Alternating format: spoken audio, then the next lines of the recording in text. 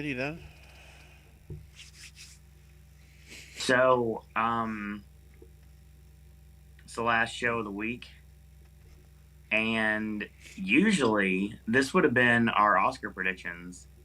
But because of AJ needing to see The Whale tonight, which he just got out of, like quite literally. We're literally starting as he got home. It's time for our personal lineups. So, something you guys and girls out there have been enjoying for several years from AJ and Ashley. And last year, I just was like, you know what?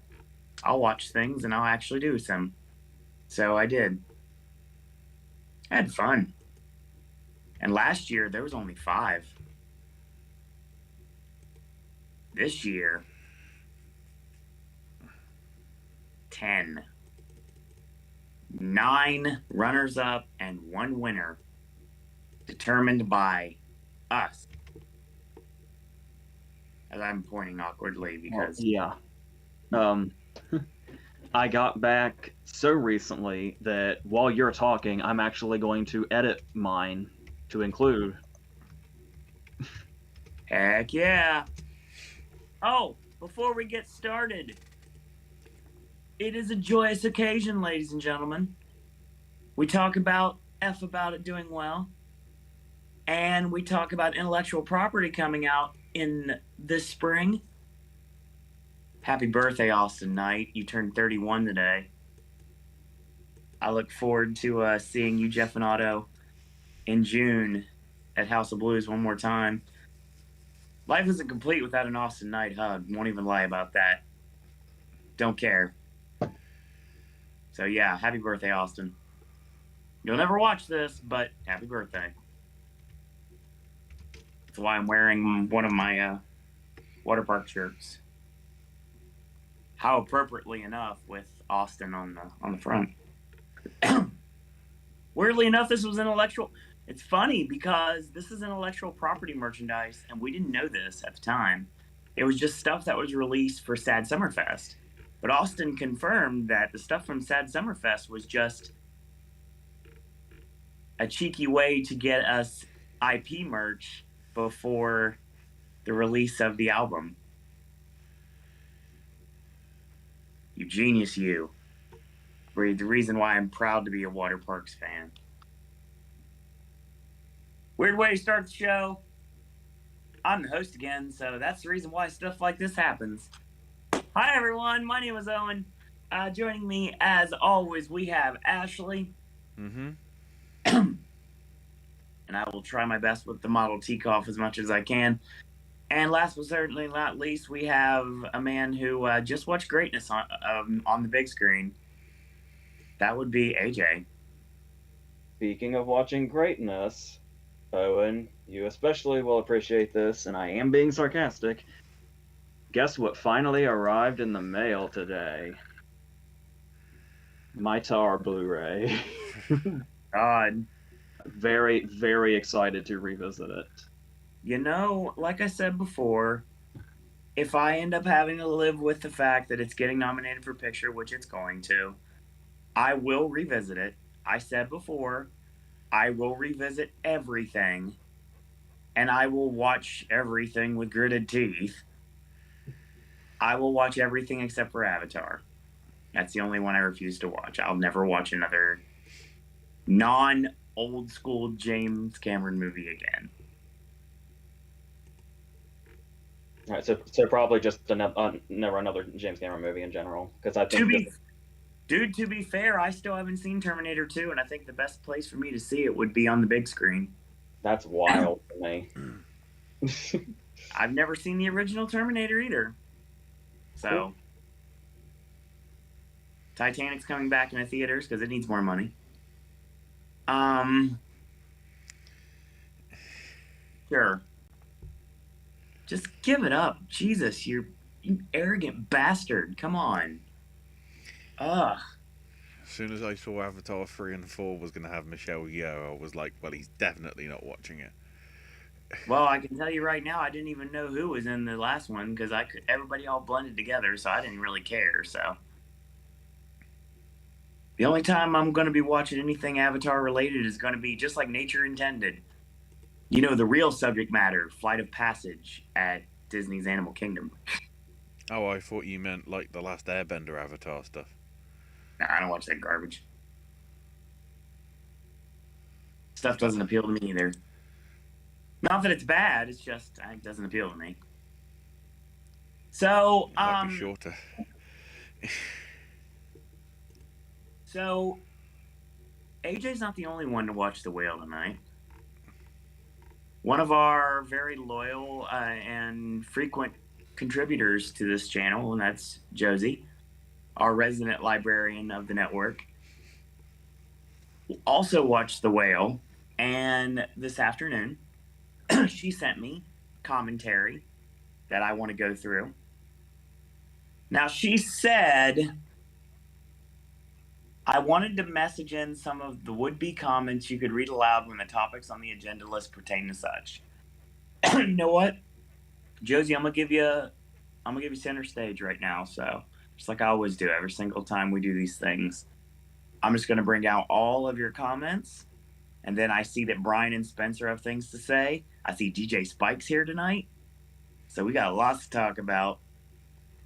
With all the ineligibilities of WGA, what do you think we'll get into both their original and adapted lineups? I hope for Bones and all getting into adapted. Imagine if the bad guys got into adapted at WGA. Yes, that would be amazing. Funny you bring up all of these because some of these are going to be talked about tonight. Well, load if the Batman got into WGA. Could you imagine if the adapted lineup being Batman, Black Panther, Glass Onion, Top Gun, and Women Talking? Ultimate prank if Oscars frauded Banshees into adapted screenplay on nomination morning. Is it possible Glass Onion could win WGA? I think so, personally. It's interesting that it's up against its biggest competition, Women Talking. Yeah, when you guys were discussing VFX, Nope being a part of the short list, wanted to mention Hoyt van Hoytema as a dark horse in that category. Getting a lot of mentions in critics groups. The one thing that holds me back is that it missed at VFX. Interesting. Yeah, we forgot to mention him when we talked about cinematography, and we never said Jeremy Pope's name when we were talking about actor, which I feel like we at least should have mentioned him as a possibility. I didn't think about his name. Well, the one name that, speaking of Nope, a name that popped up, like, it kind of went away pretty quickly, but Keke Palmer had some buzz for a while for actress. In the wrong category, of course. She's got a few critic wins, all in the wrong category. It'll be the first time I feel we're going to talk about her tonight. Definitely not the last. Maverick got in at the VFX Society. I think that's a good sign it could get into the Oscar 5. They do like their practicalities. On that note, wouldn't be surprised if 13 Lives got into the 5, given that it uses practical effects. It also made it into supporting VFX. Yeah. I'm shocked, all caps. I wanted to answer somebody got into supporting VFX. Speaking of that, BAFTA Rising Star. Yeah, I didn't know. Normally it's the day before, so the fact that they're like, oh no, we're doing it the day before the day before. I think even BAFTA wants to watch Darby Allin and Kushida tomorrow night, so they need to be completely focused. Yeah, but they normally announce it at 2 in the afternoon. They want to be completely focused, Ashley. They can't be. They've got to do nominations about 5 hours afterwards. Meh. So I think it's pretty hilarious how the VFX Society is a category for commercials. Talking about costumes, X and Pearl still have my favorite costumes and makeup of the year. Love the costumes and see how they run. Would be interesting to see if The Quiet Girl could get an adapted at the BAFTAs, given the region. Ashley, that's on you. It might make it in here and there.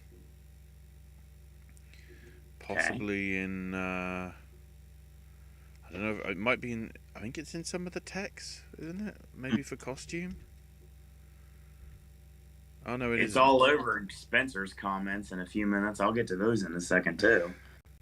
How the jury works: the top 3 vote getters are automatically nominated. That being the case, I assume Fraser, Farrell, and Butler will automatically get in. However, hypothetically, one of those 3 miss out at BAFTA. Which one do you think it'll be?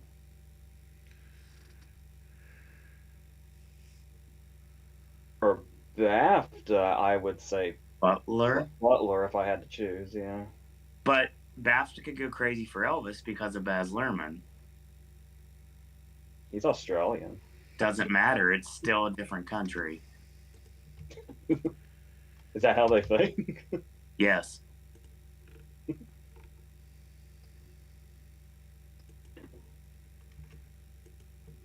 Wouldn't be surprised if Janelle Monáe got in at either Oscars or BAFTA. Yes. Especially if she's... Yeah, it needs to happen. Especially if she's a jury pick because of her speech about her experience as a queer person and the queer representation. The jury wants to fulfill their goal of inclusion. I think Monáe would be a great candidate for that. Wonder if Triangle of Sadness being added to Criterion will help its candidacy.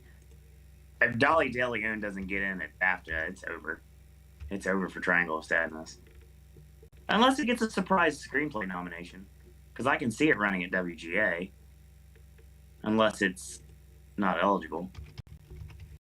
I don't want to think about supporting actress anymore. Oh, we've already done that in the video. We're good. Too hard. Well, we'll think about actress for instead. And fun fact, Leslie Manville's birthday, March 12th. Same date as the Oscars this year. Yeah.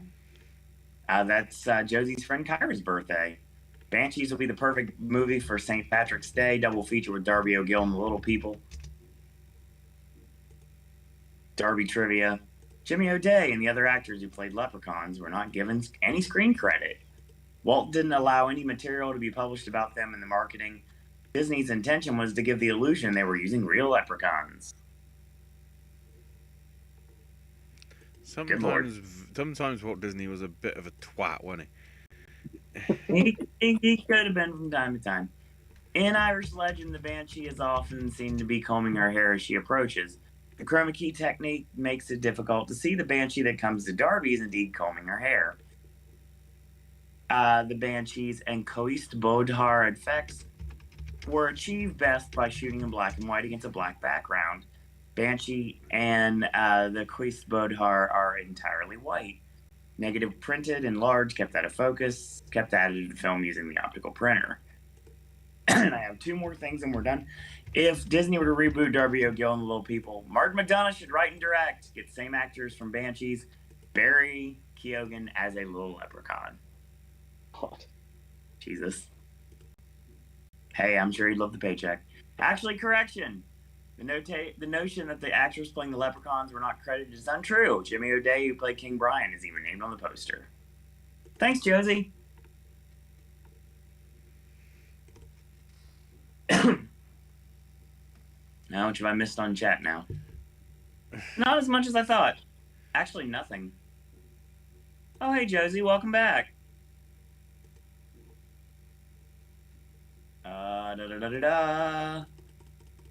Just got out of the whale. Fraser was amazing. Hong Chow was fantastic. Josie says he must win the Oscar. We'll get there. Josie says the scenes of him getting up to go to the bathroom were scary. Okay, so... No spoilers. Brian already, told me, no spoilers. I was like, okay. Yeah, so... Also, having just gotten out of the whale, I will say, I'm on pretty much no sleep. I'm running on fumes and a lot of coffee. Yep. So I don't know if it was that or if this movie was giving me a lot of anxiety.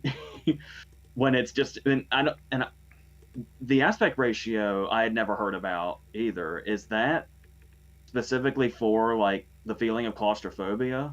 I would say so. Okay, because I was feeling that. Yep. Oh yeah. And it's I couldn't tell if it was imagining, somebody of that weight trying to move around, or if it's because I knew Brendan Fraser was buried in all that. But I just felt really high stress during most of the movie, even though it's 100%. in one location with few characters. Okay, so it's not just me. Yeah, I mean, I'll get a prime example. When I watched the movie, I didn't have many people in the theater. It was mid-afternoon. I had food, and I was just watching the movie, and I did feel that claustrophobic nature of the film. And I think it was done that way on purpose. Yeah, there was First one. thing I said was, "Why aren't you pushing in the aperture plate?" Yeah, there was one young couple like 2 seats over from me, and that was it. Yeah. Josie confirmed Triangle is not eligible at WGA. My brother said if they don't give Brendan Fraser Best Actor, they're effing assholes.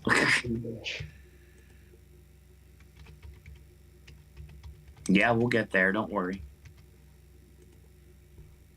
Go in the chat real quick. Spencer says, "Yay! All the love for Bruges after seeing the verses with 7 psychopaths." Yeah.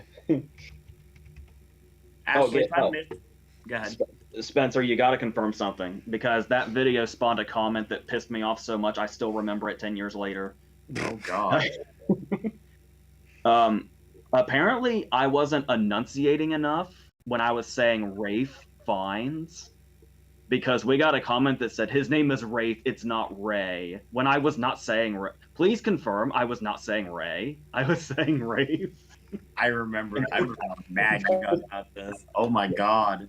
And put this to rest. Yes, please do. I haven't spent a lifetime of watching and learning from movies to mispronounce Rafe Fiennes' name.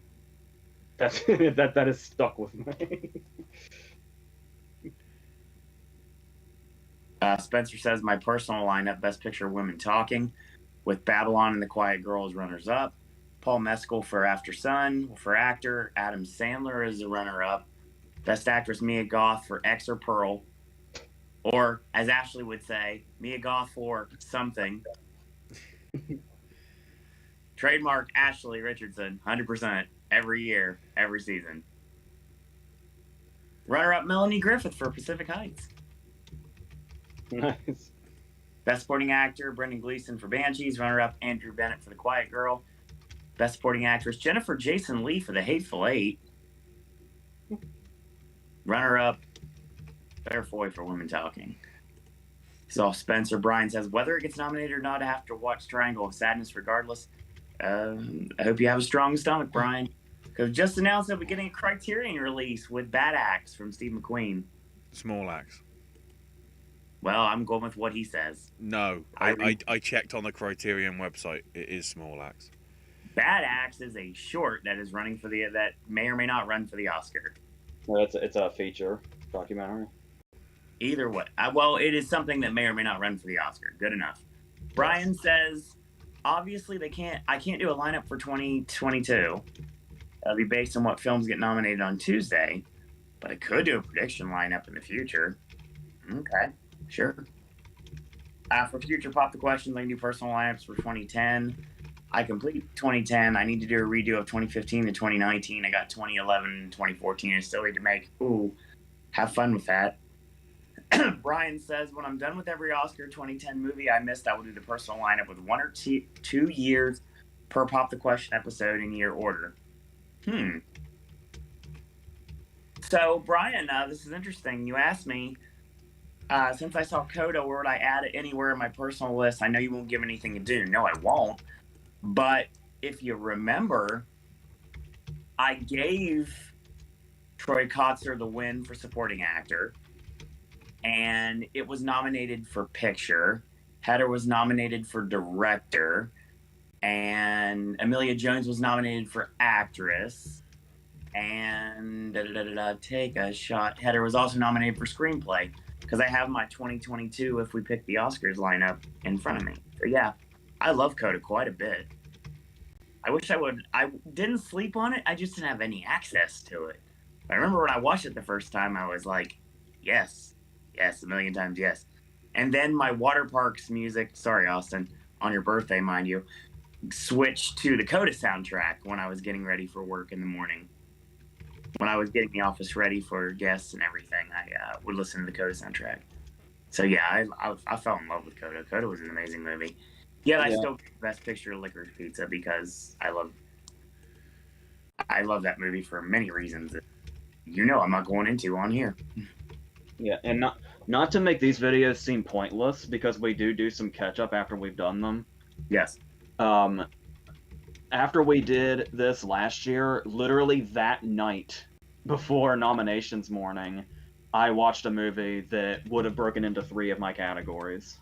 Mm-hmm. But depending on what I can't remember if we did 10 or 5 last year. We did 5 because I have it right in front of me. All right. That night I saw Annette. Mm-hmm.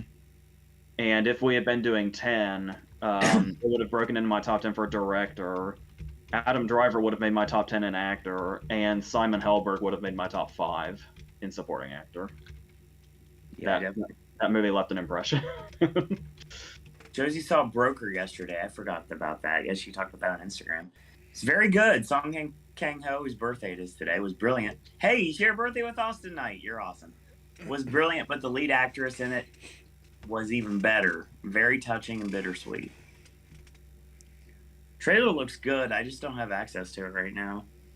There's all these random, like, January horror movies out right now that I'm debating if they're going to be worth watching or not. The only one that jumps out at me that looks like it might be anything is Skinamarink, because it looks very independent.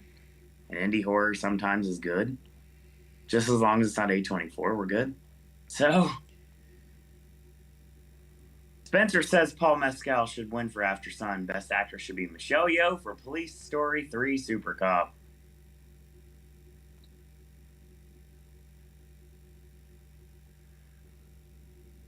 Were you gonna say something? Oh. I'm gonna say I have plausible deniability on everything you just said, Spencer. Yay, we're done. Oh, I got a couple more. Take a shot. Favorite original screenplay, Pacific Heights. Runner-up, Alice Darling. I do have access to that, but I don't know if I have time to watch it. Best adapted, Women Talking. Runner-up, Glass Onion. Best director, Sarah Polley. Runner-up, Gina Prince Blythewood. Thank you. King Kong movies tonight before the verses. Favorite monster movie of all time, everyone.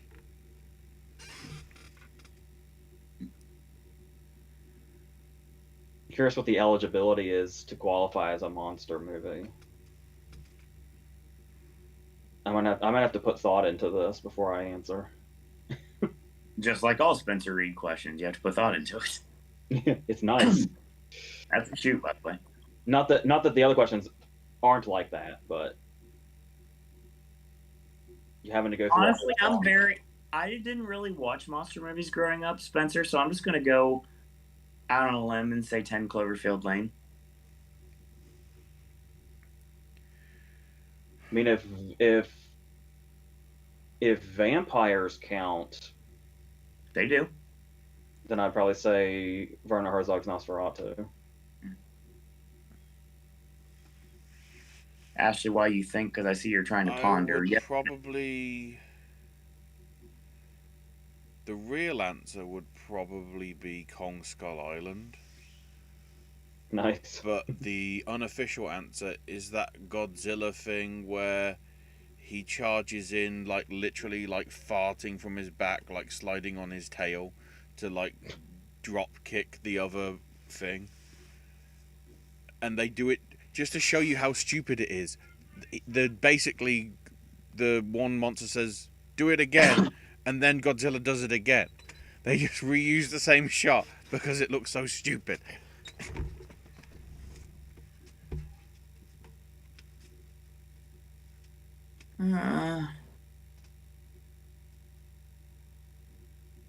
I mean, does my answer even count?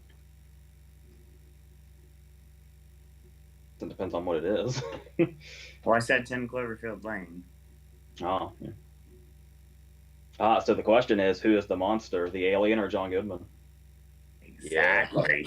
Yeah. Multi-tiered answer, ladies and gentlemen. Also, shout to District 9. Oh, yeah. And the original Frankenstein, because I remember watching it theatrically, and great. Yeah, that one and Browning's Dracula went through my head too. Yeah, even though they're kind of obvious. I'll just go ahead and throw this out here. Just because there you go. There you are. I got a better one. I don't know if you've seen this one, AJ. I've brought this up a couple of times, but it's the better one. I'll make it more appropriate, the black and white one. What about the Frankenhausen? I don't have that anywhere. I No. don't collect micro brawlers. That's a dangerous territory to go into. I don't collect micro brawlers or bendies because I don't got the money to jump into that world. It's too expensive. Fake January horror idea, Bud Omen, the root of all evil, about an evil plant.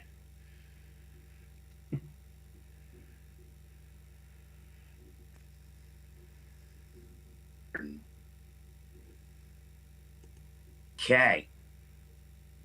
Got everything gone through chat? All right. So what happens when the three of us pick the 10 for the Oscars, but we go through all 10 for every category? So I'm going to guess what we're doing is we're just going to go through our nominees and we're just going to give the winner, correct? I have them ranked. Jesus Christ. I hate you. I I do hate you. I do this as we go through the year, though, so it's been building.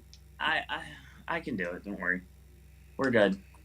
I'll rank them. I don't feel I've seen enough films to actually make lists of 10 for pretty much anything but the pictures, so I'll just go into more detail on my 5. Oh, okay. I won't rank them. I do have a 10, and I will make sure that I rank them just like you asked, AJ. Yeah, I thought 10 for everything was going to be a problem. Nope. The only problem is that there's too much. I had so many problems of things I had to bump out that I did not want to. Yeah. I guess I should start off by saying something immediately. We always, whenever nominations day comes, and we always say like, "Oh my God, I can't believe that got snubbed," or "They're so stupid for snubbing that. How could they snub that?" I'm starting to understand because there is a movie that I absolutely loved this year that I could have sworn would have shown up here somewhere, and even with 10 spaces in every category, I had to completely shut it out. And that I want to say, just to put it out there, that movie is 13 Lives. I figured that was coming somewhere in your list. And I've also been plugging On the Count of Three long before Gerard Carmichael even got the Globes job. Yeah. I was doing that when it came out. I've only got it in 2 categories when I thought it would be more. Okay. I guess I can also continue this preface by saying that there's going to be some stuff that people probably want to hear in cases like this, but as we have to say every time, these are our own personalized things. These are the ones that we chose, and they're from all the movies from this year. If you're watching this, or if you're on the panel, Owen, we implore you to act like an adult and realize that there will be as far as like people coming to videos like this and like feeling entitled to hear the stuff they think should be here, that's probably not going to happen. And hell no. Hell no, it's not going to happen. So, like, take for instance, obviously Owen has made his points clear. I was not incredibly deeply moved by Everything Everywhere All at Once. Right. It's certainly going to be here in some cases, but overall, I just didn't really have much of an emotional attachment to it.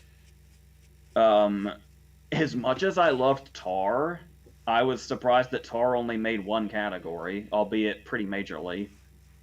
I don't have anything for RRR. RRR is RRR is a shitload of fun, but I don't really see it as anything other than that. So there's that. There's some things that I have no access to. I have not seen Living, which would unfortunately probably be here, and some of the foreign stuff I have not caught yet either, or is not anywhere near also. So yeah, so one of those things might be like a net where I add it in retrospect the next year to the previous year, but yeah, that's where I'm coming from with mine. And like I said, if you're gonna get pissed off that something's not here that you think should be, or you think something got in over something that you think is ridiculous or whatever, just grow the fuck up. That's it. That's that's all we're asking. So, yeah. I mean, AJ just basically defended what I got raked over the coals for when I said Jay and Silent Bob Reboot was better than most of the movies that they liked last time around. And that guy was an annoying little pissant, and that was the first time we'd seen him, and that's the last time we've seen him. So fuck it. Got it. We got them out. So yeah, I mean, AJ made it perfectly clear on how he feels. Ashley made it perfectly clear how he feels. You're gonna get some stuff in mind that you're probably expecting. You're going to get stuff in mind that's probably not.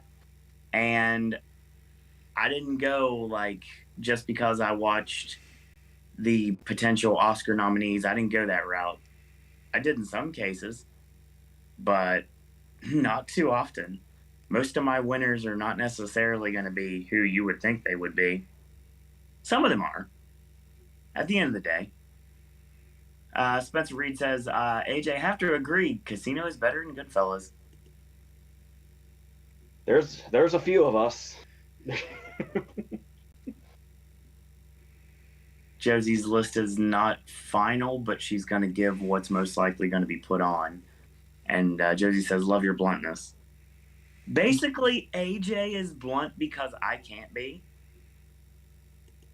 He responds in a way that I cannot respond on here because I have a lot of things I'd like to say and a lot of choice words that I'd like to have for people. But see, AJ and Ashley can say that and I can't. I'm just kind of sit back and let my words do talking. I honestly thought the bluntness was the Emily Blunt sort of, pun. I haven't seen Gabriel in here tonight. No, it's like, is it the way I talk or is it my background?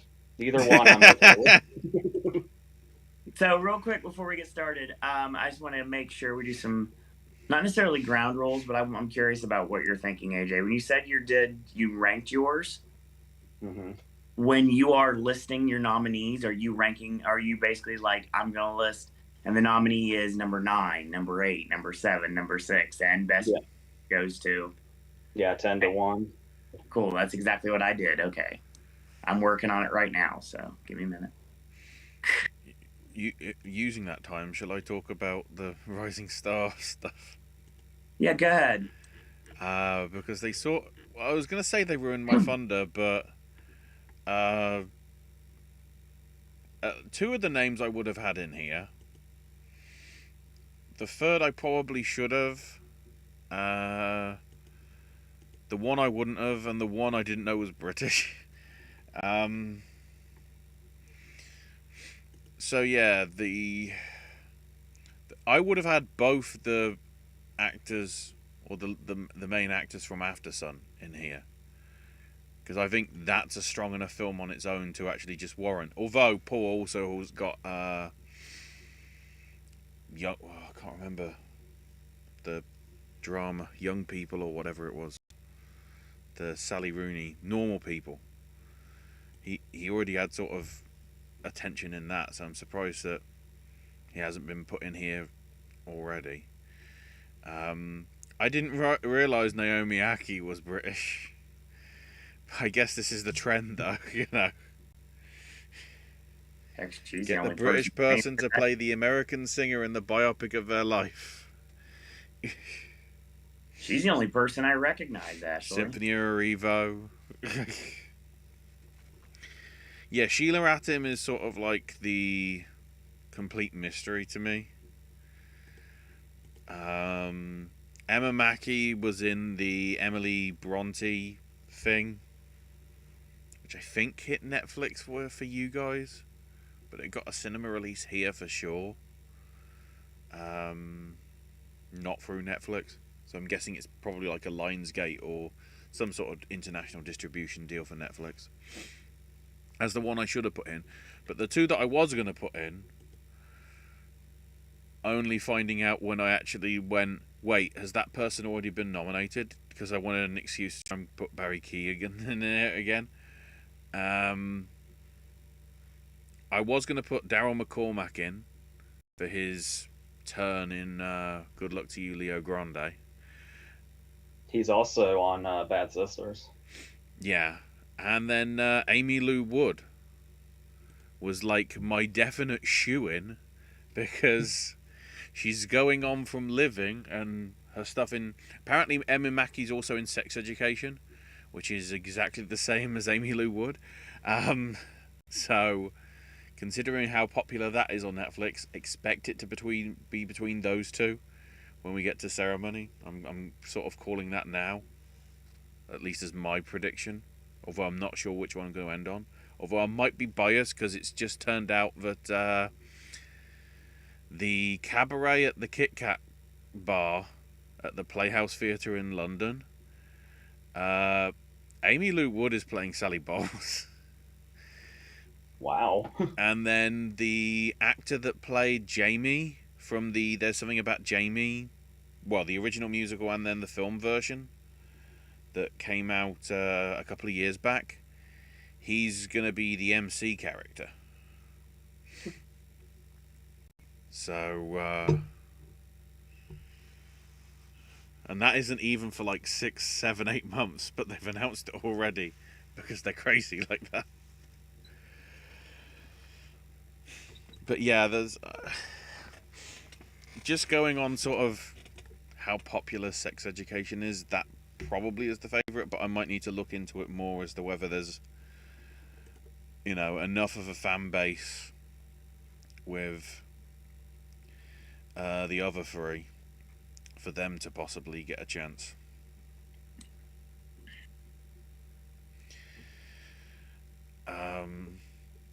Good list though, I will say.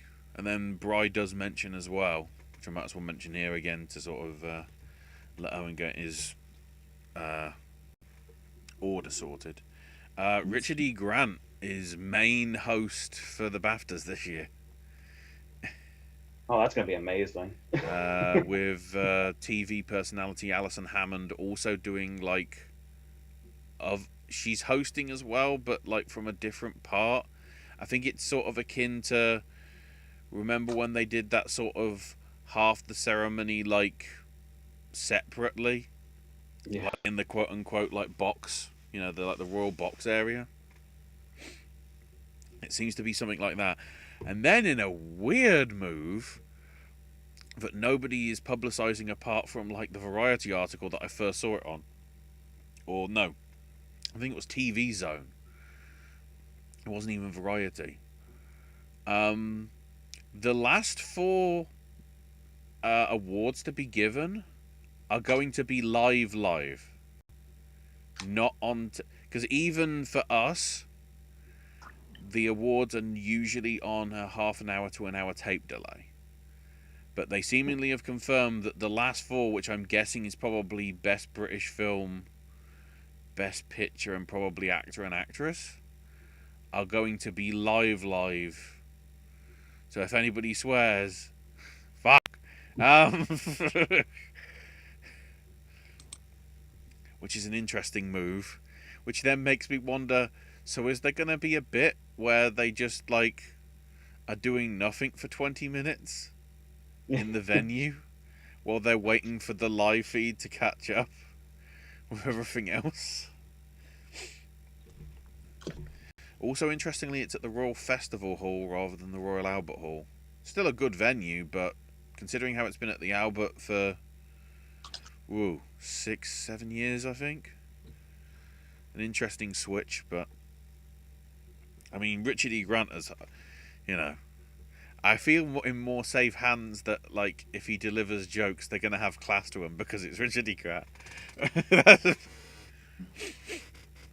Because I think Rebel gained a bit of notoriety for the stuff that didn't even make it to air, but because people were at the venue, they noted down. So when she went on a rant against some production company for a film that basically got cancelled or something, or was a mess, that didn't make it to air, but we know what was said. Thanks, transcriptors. And then they've also just announced that Sally Field is getting the SAG Lifetime Achievement. Nice. As well. Uh-oh. What do you say? I'm trying to work out. You still listening? Go. Just go. Oh. We're good. I don't start the show anyway, so, I mean, I'm not the first person that does the lineup, so. Oh, right. Just go. AJ. All right. One more time. These are personal opinions. Everybody's got one. If you're going to be whining, go fuck yourself. If you want to disagree, that's actually fine. You can say, oh, I would have actually picked these. Yeah, you can just say that. That's good. Okay, I got it. Never mind. Okay, cool.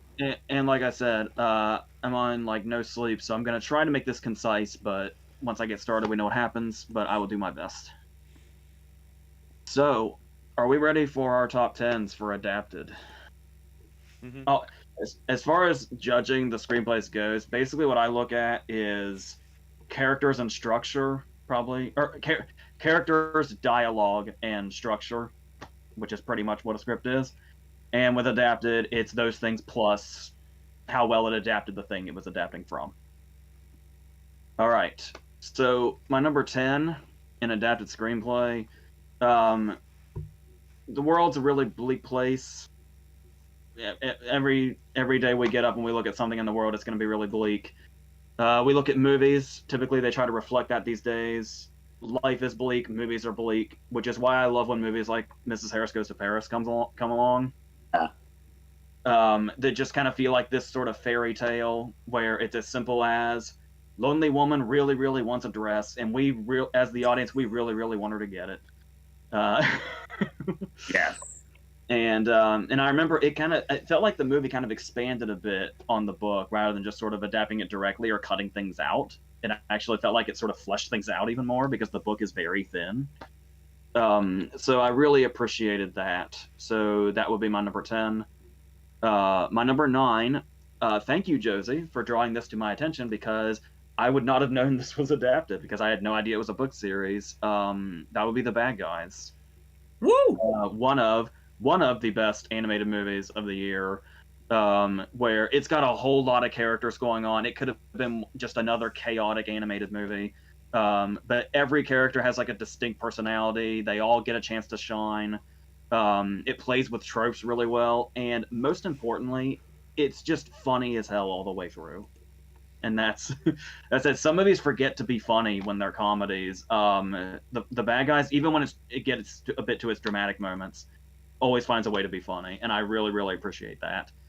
My number 8 is another animated movie, and that's Marcel the Shell with Shoes On, which is another thing where it's like, it could have been really overly cutesy, but I think the thing that I love about it is that it's an adorable movie, but it's also super snarky, and I absolutely love that. And like I said, being able to, come up with these characters and the world that is this house to them, and how like all the different sections are basically a different part of the world for them, where you have a different accent if you come from the garage. That's one of my favorite jokes. Marcel's whole tirade about the futility of signing a YouTube comment with peace, that whole thing. I love how Marcel can just riff on himself. And that's just kind of the tip of the iceberg, so that's great.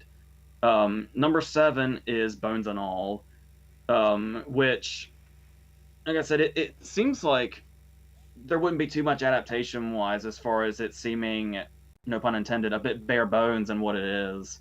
Like I said, just the way everything about this comes through and everything feels like it's sort of in this reality despite this very fantastical concept of having, like cannibalism just being a thing.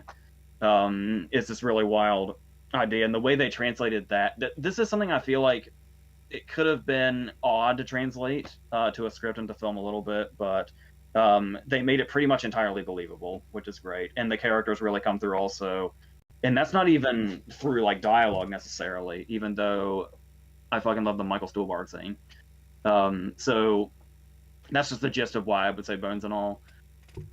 6 is All Quiet on the Western Front, which I especially liked the way it changed the book. I feel like this is one of those movies where even though there's different versions of it in a different movie that won Best Picture, I struggle to even call it a remake. It just feels like another adaptation because they really kind of made their own thing.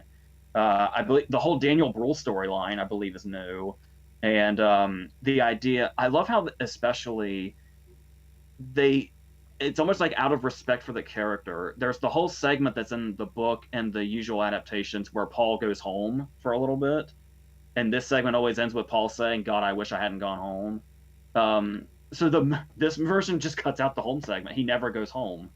I really love that. And like I said, it felt like almost like out of respect for the character. So that's, once again, just kind of the general idea of why I would say that. So the top 5 is the second one here that's kind of based on a short, and that is a movie I don't think enough people saw, Honk for Jesus, Save Your Soul. I could see people being put off by the title. I know when I first heard the title, I thought it was like a PureFlix movie. It's not a PureFlix movie. It's actually the anti-PureFlix movie. And I said the idea of creating these characters and doing the documentary style, which seems like it might be played out, especially from sitcoms lately. But I love how real everything felt as far as like a scandal that feels very realistic in the way it plays out. They do kind of try to hide the scandal from the audience, even though it's very clear what's going on. But it's still the way they work around it, but also seeing the way the characters interact, especially our main couple. It's a really wild and crazy movie that I really highly recommend. So there's that. Number 4 is a movie that very unfortunately disappeared from the awards race, and that is She Said. A lot of people thought it was just another generic journalism movie, which, I don't know. I didn't think we disliked journalism movies for being journalism movies. I think She Said is exactly the kind of thing we'd want from a journalism movie, especially when you really connect with the material.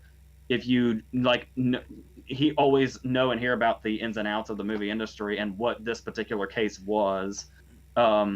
I just love seeing this play out, and the fact that it was pretty much a direct adaptation of the book, but they still made some artistic choices that I was really digging. So yeah, it really pains me that this hasn't made more of an award splash, but some people are cynical about its whole existence too, but we've already gone into that. Number 3, it might seem odd sometimes to put an action movie in a screenplay category, but there's reasons for that, which is why Top Gun Maverick is my number 3. Where it can, I love, never underestimate how well it can work if you make a movie like Top Gun Maverick as simple as possible. And it's like the way they structure it, the way they set up the sort of 3-part structure of what the mission is. And then something I've praised multiple times over is how the climax itself seems to have a 3-act structure. And that just blows my mind. But there's also the characters. You could say the characters are cliche and the dialogue's cliche, and that's true. But I feel like they embraced it enough to where they were basically doing hey, this is what you came here for. This is why you love Top Gun. But then here's also the new shit we're going to do also. It never felt like fan service to me. It just felt like sort of honoring the story in a way as it's continuing. So I love all that. 2 would be Del Toro's Pinocchio. There's not much I don't love about this movie. And it's like the idea of making it this really super dramatic story, essentially about a father and son and a father that's grieving. and ultimately at the end of the day, telling the Pinocchio story while also telling a really deep story about mortality, that snuck up on me. And I feel like it's one of the things that sort of leaves it as something great when it could have just been another adaptation that's good and done in a very, in Del Toro's style, which speaks for itself. But like I said, it's the story, what the story ends up being at the end of the day that really stuck with me and what I thought brought it to greatness. And then of course, my winner in adapted screenplays, movie I've been praising since I saw it, Glass Onion, the movie that might as well be an original screenplay. The only reason it's adapted is because Benoit Blanc is a pre-existing character.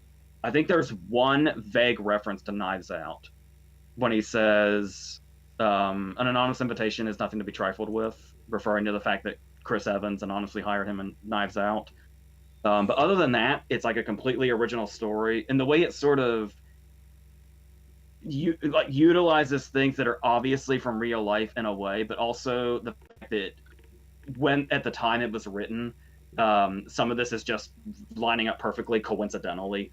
It's just this perfect storm of greatness, and Rian Johnson is really just redefining and making this genre his own, and I can't get enough of it. I want a million Knives Out movies. So that's my adapted screenplay lineup. Does that leave you intrigued then for catching that Peacock series thing? Yeah, a little bit. I just know. I don't know how much he's writing.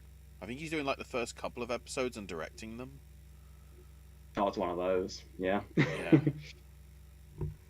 I just have trouble keeping up with theories, but yeah. But yeah, bring me all the Benoit Blanc that you can. That's what I'm really here for. And the new cast, just everything. I just love what's going on here.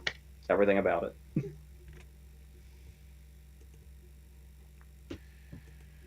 Okay. I think I've sorted out the order for this, even though it's not listed here. I have 5 because I don't feel confident enough in doing 10s for these, because then I'm putting sort of stuff that shouldn't be in adapted or any of the categories, but just to try and fill out a thing. So the ones I feel confident with adapted, number 5, Top Gun Maverick. Always wary to see a film get a sequel so long after and not just feel like too much a sort of a puff piece as an excuse to get the gang back together, but Top Gun delivered. Had a very good story, especially the arc that happens with characters from the first film, because I'm not allowed to do spoilers. Number 4, Del Toro's Pinocchio. I think a very good, I guess, reimagining of the original story. I like what Del Toro did and sort of, didn't try and sort of cater to anything else. Well, we know how to make a bad Pinocchio script. Watch the Disney Plus one. The amount of, just that scene with the amount of in references to like as many different Disney things as they can, because it's all on Geppetto's toy shelf, is just annoying. Because it's like, that's only there because people are gonna use it for YouTube. Like, Easter eggs you missed in this film. Exactly. Number 3 is Glass Onion. I don't feel it was generally as strong as the first one, but it's still a very well put together thing. It probably is just in here for like managing to bring something like Among Us, which is somehow like, when you play the game itself, it's enough of a sort of like conspiracy, sort of like, well, I didn't do it, even though you're actually, the imposter sort of thing. And just adapting that, just like something modern, because you always feel with sort of the Glass Onion stuff, it never actually referenced like proper sort of stuff. But then the fact that they were just, let's just stick Among Us in here this time around, so we can definitely say it's set, in 2022 or 21 or whatever. It's pretty ridiculous. It was May 2020. Yeah.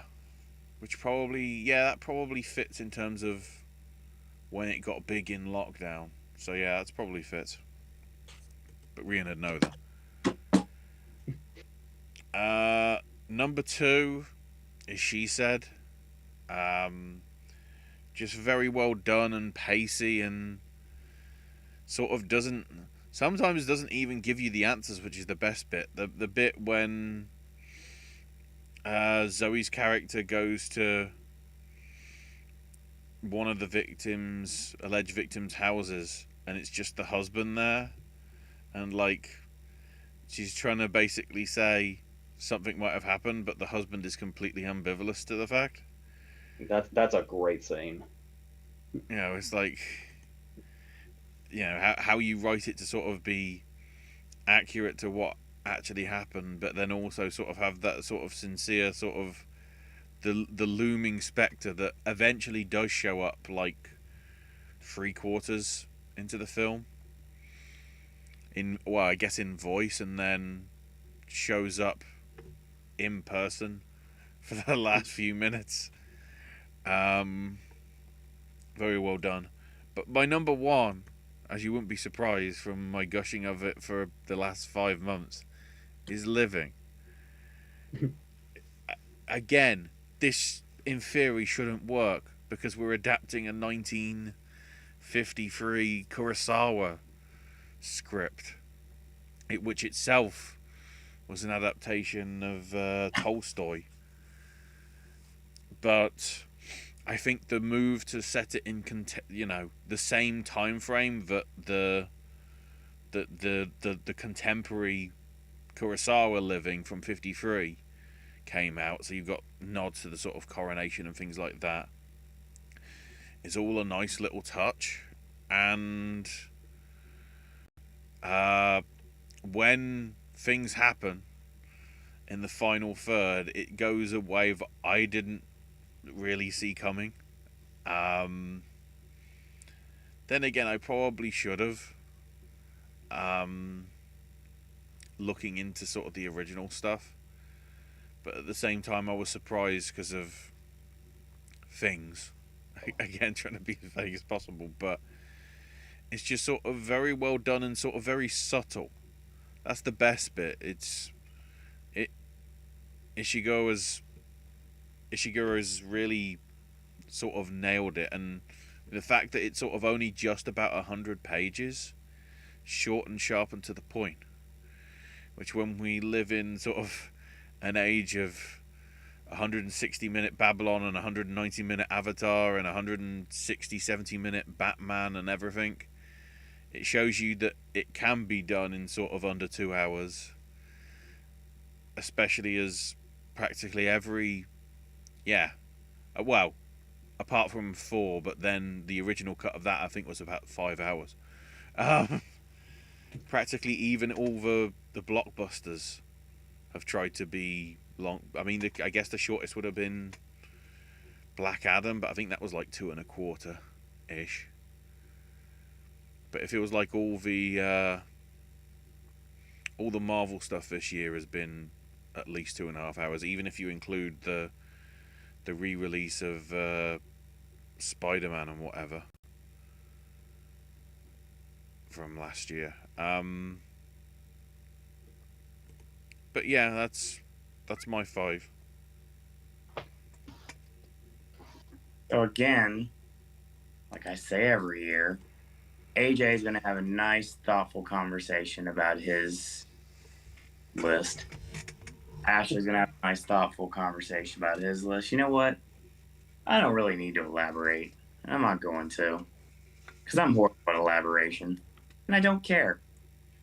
So, best adapted screenplay. I love Mrs. Harris Goes to Paris. A nice little movie that just made you feel good about yourself. Great performances. Leslie Manville did an amazing job. We'll get there. Don't worry. My number 8 is The Whale. I love this movie. This movie's great. A lot better than I thought it would ever be. Some fantastic performances. AJ, now you have seen the scene that I have alluded to before. How awkward was that to watch with people in the theater with you? knowing that it was coming. Well, they didn't seem to react, which might have helped or might have made it more awkward. I'm not sure. I mean, like when we were like, it was me, Chelsea, and Matt. We went and watched Brokeback that night, and then that couple just kind of like were cringing in their seats, and they got up and left after the scene. Yeah. So my number 8 is gonna be Till. Pool Boy. Till's a movie that I didn't think would be so impactful for me, but it hits hard right away. And like AJ said the other day, it's filmed the right way. It's not overbearing, and it's done as classy as it possibly can be. I remember when I would listen to the long form trailer for the movie, basically hearing the director say, "We will not see black violence." And I was like, well, I know what happens and what happened. How are you going to avoid it? They did a great job. Absolutely great job. And everyone involved with this movie should be commended. I wish this was more anywhere in the lineup at this point. Danielle Deadweiler, we'll get to her, don't worry. Also should be commended for a performance that in another year should be running away with this Best Actress award right now. But it's not where we are.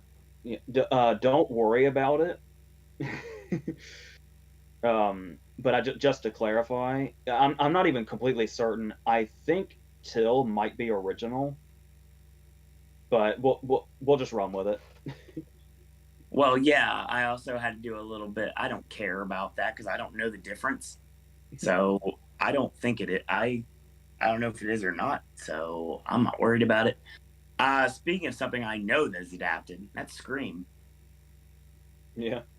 My favorite horror movie since day one. My dream role at Halloween Horror Nights. So I'll tell you a story that I'm gonna have to watch what I say because this has never been officially proven, even though I know it's the truth. So I have lots of friends, some of which I still talk to, some of them which I don't, that don't work for the company, so I'm not getting anybody in trouble, that made me aware of the existence of Scream coming to Halloween Horror Nights for 25, which was the anniversary of the event in 2015, and they told me, "Owen, you're finally getting your movie. You're finally getting your movie. You're finally getting your maze." And I was like, "Yes, it's finally happening." So I would be able to go through it like a billion times, and it'd be amazing. Well, I've said on here many times, and this is the reason why. I said, if I ever see him on the street, I'm going to kick Harvey Weinstein in the nuts, and I'm just going to walk away, and he's not going to know why. Now, there's many reasons to kick Harvey Weinstein in the nuts, but I think other people are taking care of his nuts right now in a good way for not him.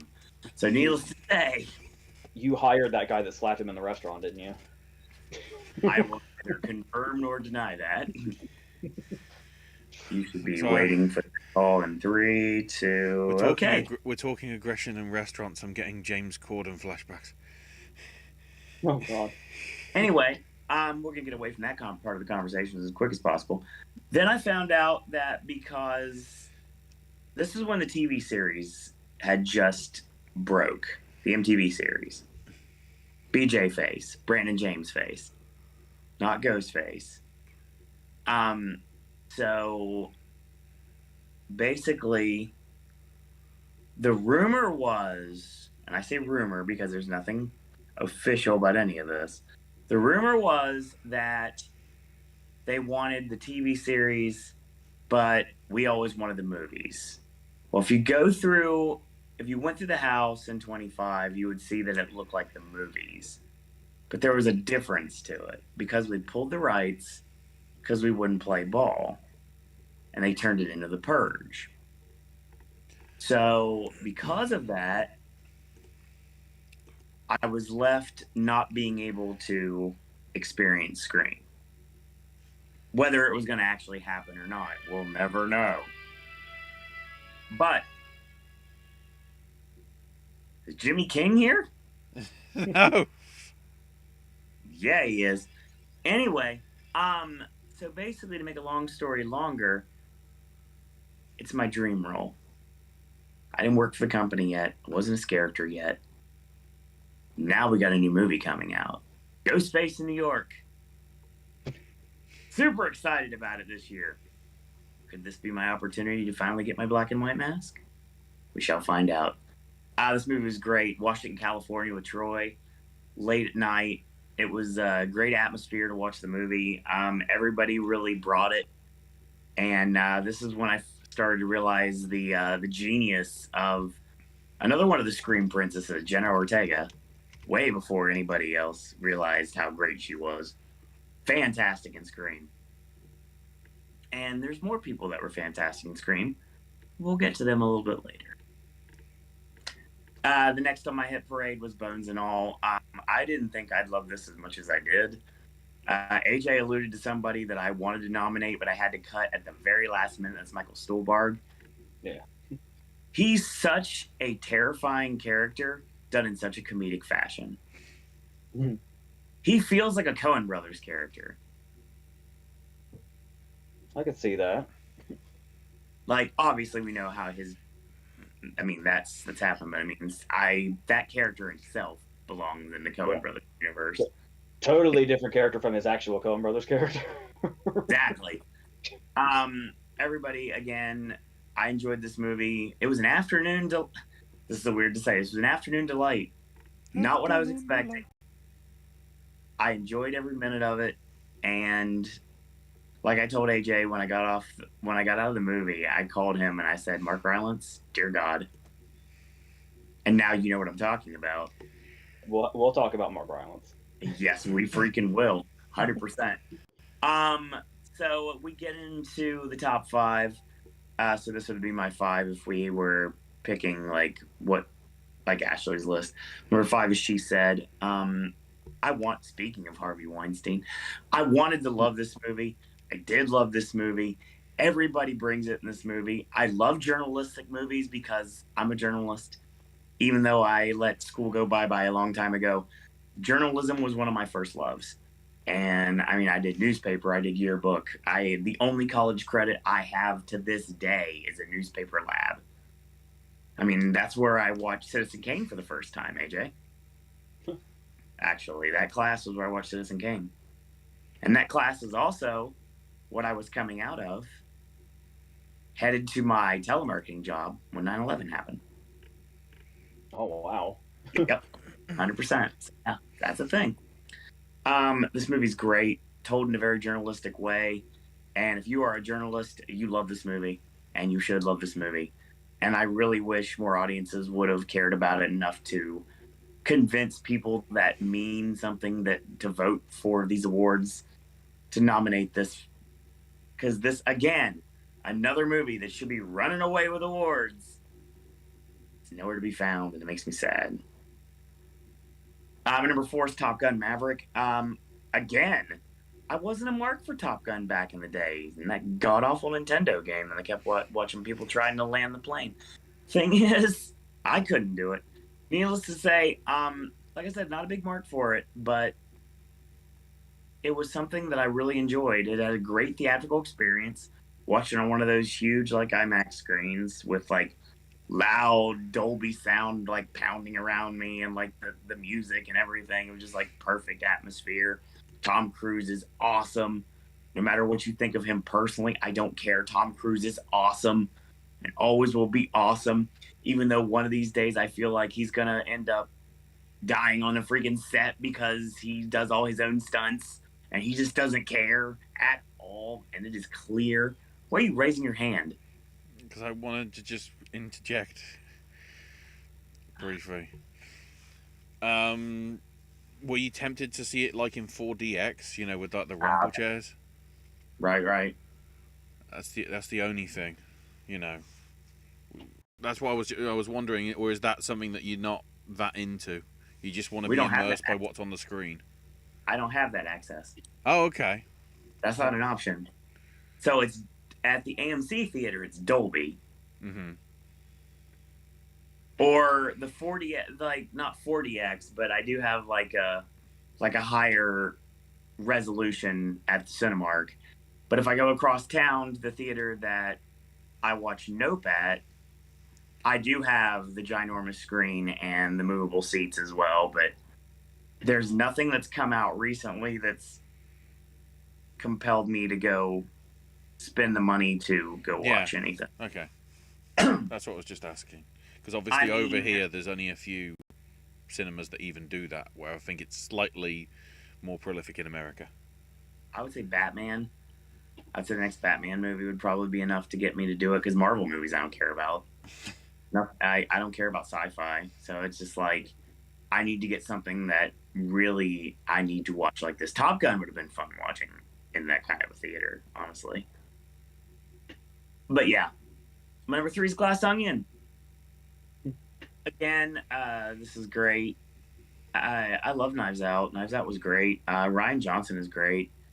The fact that he's just writing Sherlock Holmes mysteries now with Benoit Blanc, and it's like the Hercule Poirot style. I just love this stuff, like the Pink Panther, like the old school, like whodunits with like a lot of snark to it. I love that. I think Rian Johnson's fantastic, and I love this series. Now, I know there's a campaign going around right now to do Benoit Blanc and the Muppets. I don't care if it's even a joke or just one scene. It has to happen. Has to. Make it happen. Cast is phenomenal. Big Dave and his gun and his Speedo, shooting in the air. Love that. Janelle Monáe, absolutely incredible. I was so justified when I got out of the movie. I was like, I might take her out. And then when I was done, I was like, yeah, I feel like I was on the cusp of it before anybody else was. And I'm proud to say that. Kate Hudson's amazing in it. We'll talk about that later. Don't worry. The movie's fantastic. Can't leave out Daniel Craig and Edward Norton. Both fantastic performances. The movie's just awesome. I love Glass Onion.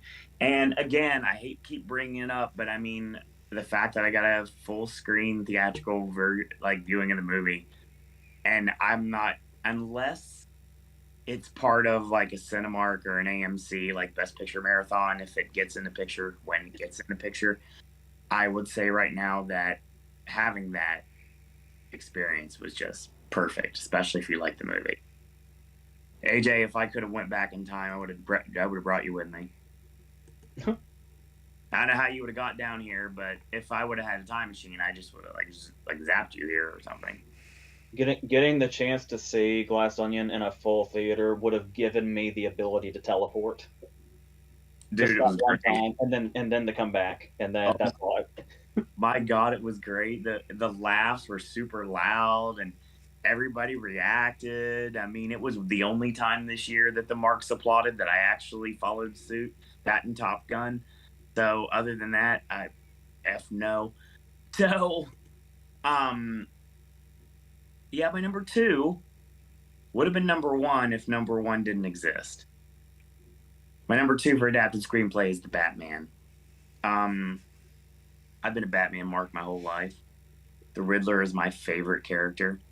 I've had a connection, like, literally to Paul Dano for years. Like, I've been following his career and before most people knew who he was. And the fact that he was playing basically, in essence, in my head, I'm playing my favorite villain of all time. Absolutely phenomenal. And he just knocked it right out of the freaking park. Say what you want about Bobby P, because we want to go back to old school and call him that. Robert Pattinson just brings it this movie. He's not Kilmer. He's not Clooney. He's not Bale. He's something completely different. And I feel that he fits this Matt Reeves universe very well. And Affleck, of course, is a Batman that everybody knows. It's like the question you can ask on May 1st. I've been like championing since day one. I mean, he's not Affleck either, but I feel that Pattinson was the perfect Batman for this movie, and it feels right. Absolutely loved it. AJ, you know exactly where I'm going with this before I even go there. Best adapted screenplay is Clerks 3. Obvious. If Batman's been following me since childhood, Clerks has literally been the story of my life since the day I watched it for the first time. I've equated Clerks to my life at that point. Clerks 2 was a little bit later on in life. Some of the names changed, some of the people changed, but the fact remained that me and AJ have always been Dante and Randall. And it's really interesting to think that after Dante got the girl in Clerks 2, what happens in Clerks 3? Kevin tells his story about what really happened to him in real life, about his heart attack and what it made him want to do. And given the fact that AJ has been a writer pretty much his whole life and wants to be a director, and I know one day will be a director, this movie hits home for both of us. And when it goes down to that last scene, when Brian O'Halloran says, "I trust the director," God, the tears are just welling. And I'll say right now, from the second that the Black Parade hits at the beginning of the movie, when I watched it in every single aspect, when I watched it at AMC, when I watched it at Cinemark, when I watched it on the freaking plane to California, I knew what was coming. The second two times, tears. Every single time. Gerard Way. It's all I got to hear. And then it's over. It's all over. So yeah, best adapted screenplay for 2023, Clerks 3.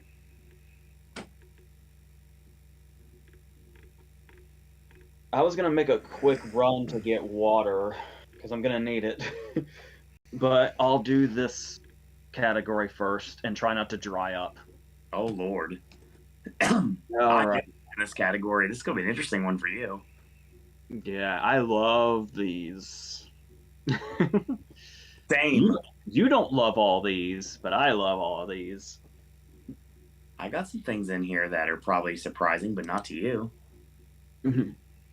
Are we ready for our 10 in original screenplay? Yes, we are. All right.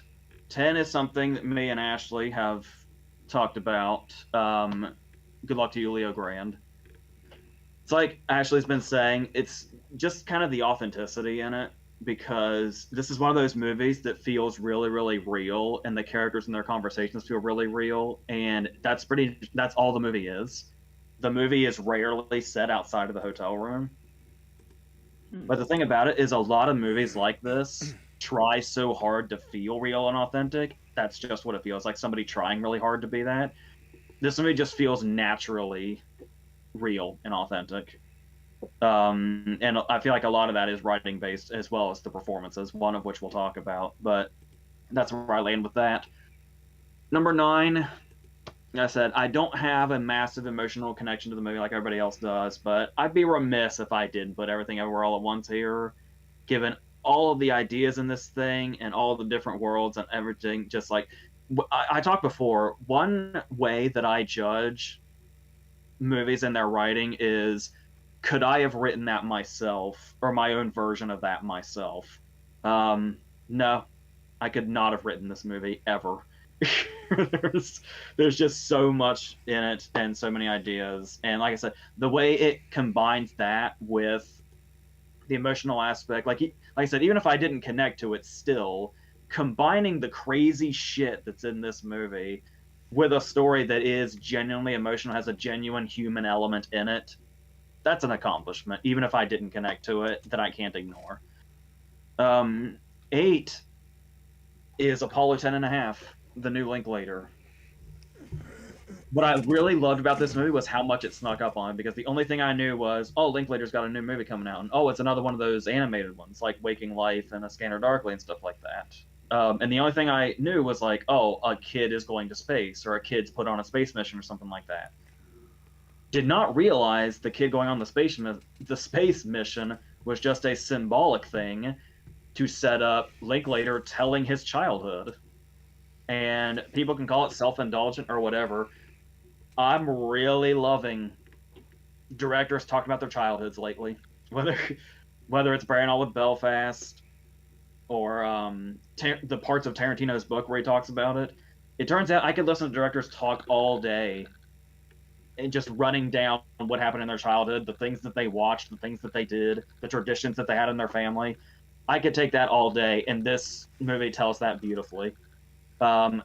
Speaking of what I literally just said, my number 7, I'm surprised is this far down when I was putting them together. Number 7 is The Fabelmans, which pretty much everything I said about Apollo 10.5 is here. Like I said, I could listen all day to directors telling their stories and how they came to be. But the way they've also written these characters so beautifully and so vividly,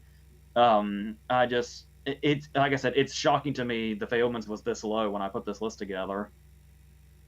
So my number 6 is Bodies, Bodies, Bodies, which is a movie that I was interested in it when I went in. I did not expect to love it as much as I did, especially since it appears to be a bit divisive.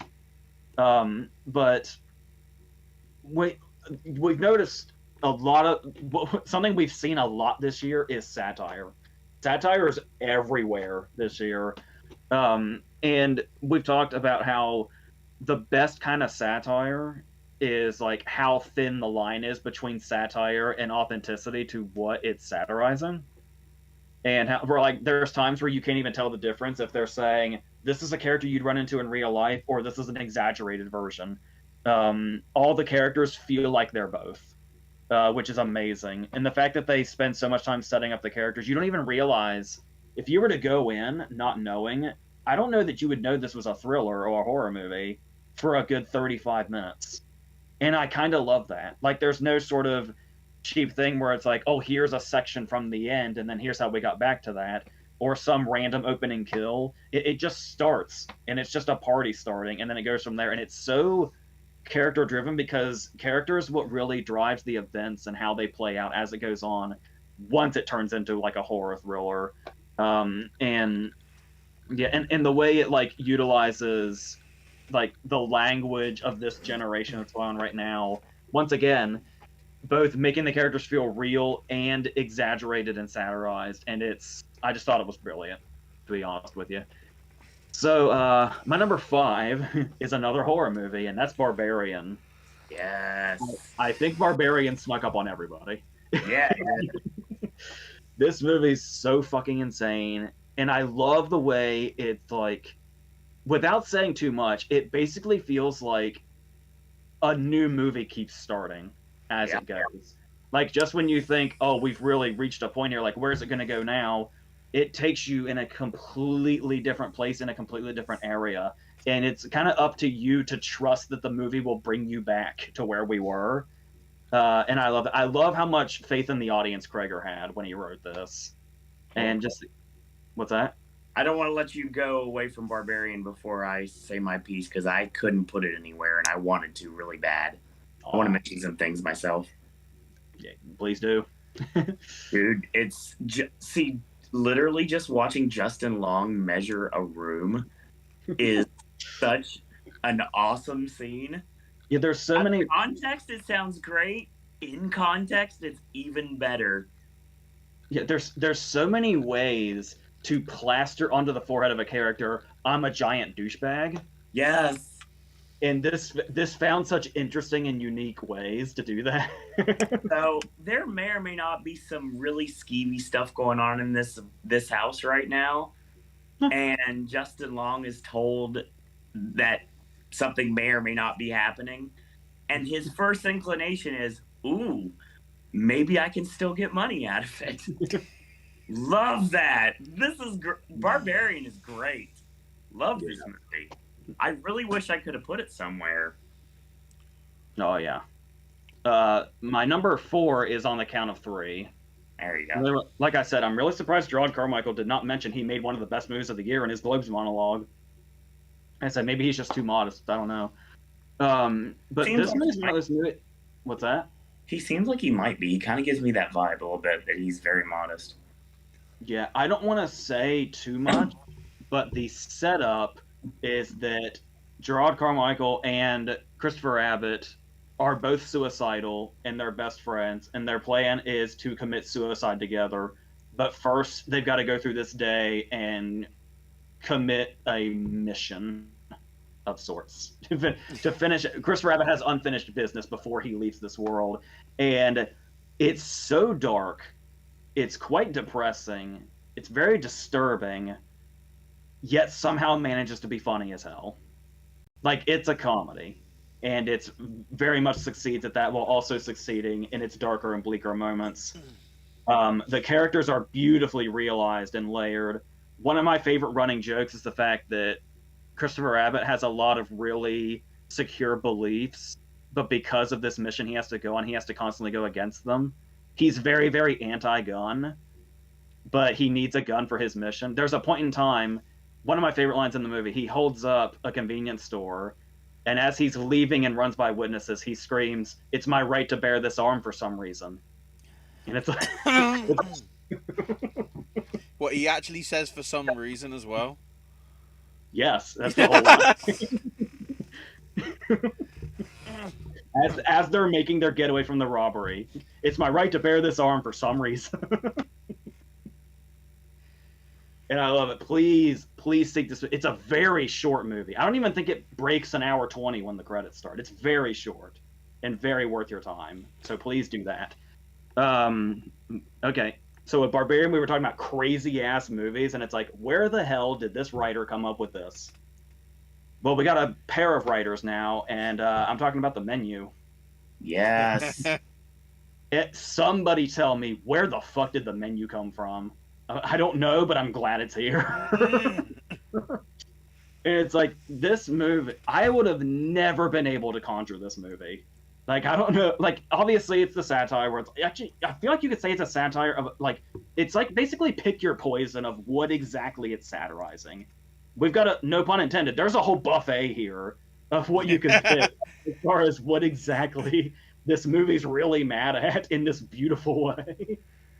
And once again, a movie that's very dark, very disturbing, basically a horror movie. You're gonna feel like you're losing your mind watching this movie, and yet somehow the movie gets funnier as it goes. Yes, it does. It goes from, oh, that's funny because I know what they're satirizing, or oh, I get what they're trying to say there, that's funny, to laughing out loud multiple times over as it's getting crazier as it goes. There's the smallest moment that takes place in a chicken coop, and I was practically on the floor laughing. That had the entire theater rolling. That's another full theatrical experience I got. Oh my god! And like all the different characters and just how the way it unravels and reveals things is something that I didn't appreciate in my video that I did, that I appreciate now that I've watched. Like, as soon as it hit HBO Max, my immediate thought was, I'm watching The Menu again. Like, that's one of those ones where you'll watch it over and over again, because it's always like it. I think I'm half watching it because I enjoy it, and the other half of me is watching it over and over again because I can't believe it exists. It's like, I can't believe somebody made this, but it's amazing. So, my number 2 is Vengeance, a movie written and directed by B.J. Novak that I also feel like didn't get the audience it really deserved. So mad I missed this because it was only here for a week. This is another one that basically built itself up as a dark comedy thriller kind of thing. I wasn't realizing how much it's mostly in the comedy portion, the whole movie, but like, this is another one where the characters are really important, because this is a movie that could have been like really cynical, given the fact that B.J. Novak wrote and directed and plays the lead character, and the character himself is very cynical and has a very cynical outlook. He's a fucking podcaster. So, you know, he reminds me of Justin Long's character in Tusk at the start of it.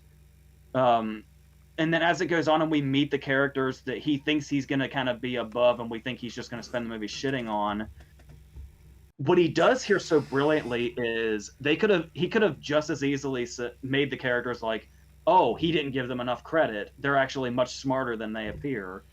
No, what's great is they're equally smart and dumb.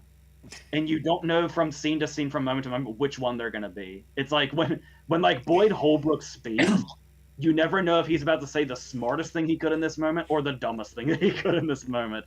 And all the whole family is like that. And the way that it just, like I said, as it unravels and goes on, like he goes down this rabbit hole, the more he goes down this case and the characters he runs into get more and more unexpected and mysterious. And it's a great fucking movie. It's got a lot of great monologues in it. It's one of those movies that seems like it could have been really preachy, and some people will probably say it is. But I don't know, just everything in the writing was just working for me, and everything about the movie was really just working for me. So I love that. So number one, if you've been doing process of elimination, you probably know.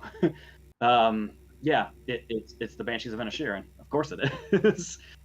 We don't want to say spoilers, so me, Owen, and Ashley actually had a full conversation about the Banshees of Inisherin when we finished recording the other day, and it's crazy how layered this movie is.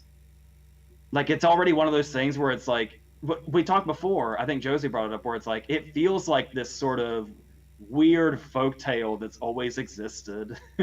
But it seems to have mostly come from McDonagh's mind, because it's absolutely a McDonagh script with McDonagh characters. Like I said, even that way where characters just keep repeating each other's dialogue, you would think would get tiresome, but there's just such an ingrained rhythm in McDonagh that it feels it's so all of his movies are so community based, where you feel like you know a whole town and you know every background character. And like I said, as far as this being very funny, it's so subtly, darkly funny. A lot of people do not realize just how much of a comedy it is. A lot of people watch it and think like, this is a straight up drama. What's going on? No, I assure you, the comedy is in there. Oh yeah. I don't know if it takes a certain sense of humor or what, but I feel like it's also just so like dry and specific. But it's definitely in there, and it's definitely hilarious. But also can be very dark and very depressing and very sad, very, very sad and tragic. But as we saw with Bruges, this is McDonagh's bread and butter, is like hilarious, like insanely hilarious, but also insanely tragic in equal measure, sometimes at the same time. It's crazy. And like I said, even like the side characters that may just seem like they come and go, like the first time around, when you really sit and think on it, like everything about this feels like it has layers, and tragic layers and complex layers, and it's kind of perfect. So that's how I feel about that. I'm gonna go get that drink now before I lose my throat. Smart move.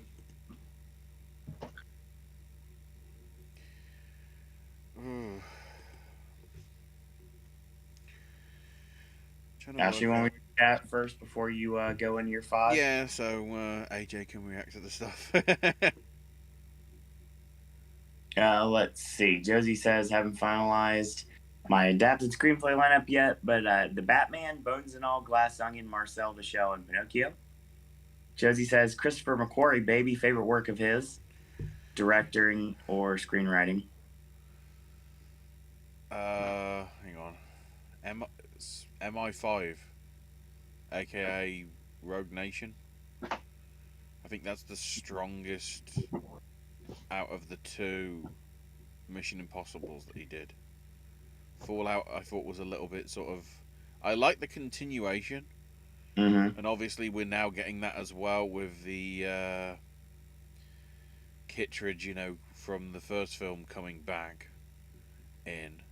So it's clear that he likes to pay attention to the lore, but yeah, I think 5 is probably the peak, where we sort of properly discovered him as like this force of forceness.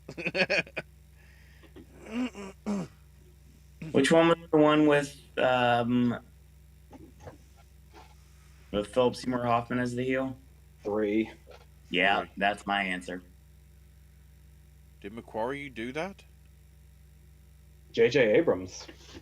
Then I can't answer that one then. You know what? It gets a lot of flack, and honestly, I think AJ will appreciate this. I'm gonna say Edge of Tomorrow. I don't know what we're talking about. Besides Tom Macquarie. Cruise, apparently. Macquarie. Just directed or written and written Well, and either or. It was Josie's question. All right, so The Usual Suspects is an option then, right? Yeah. There it is. Okay.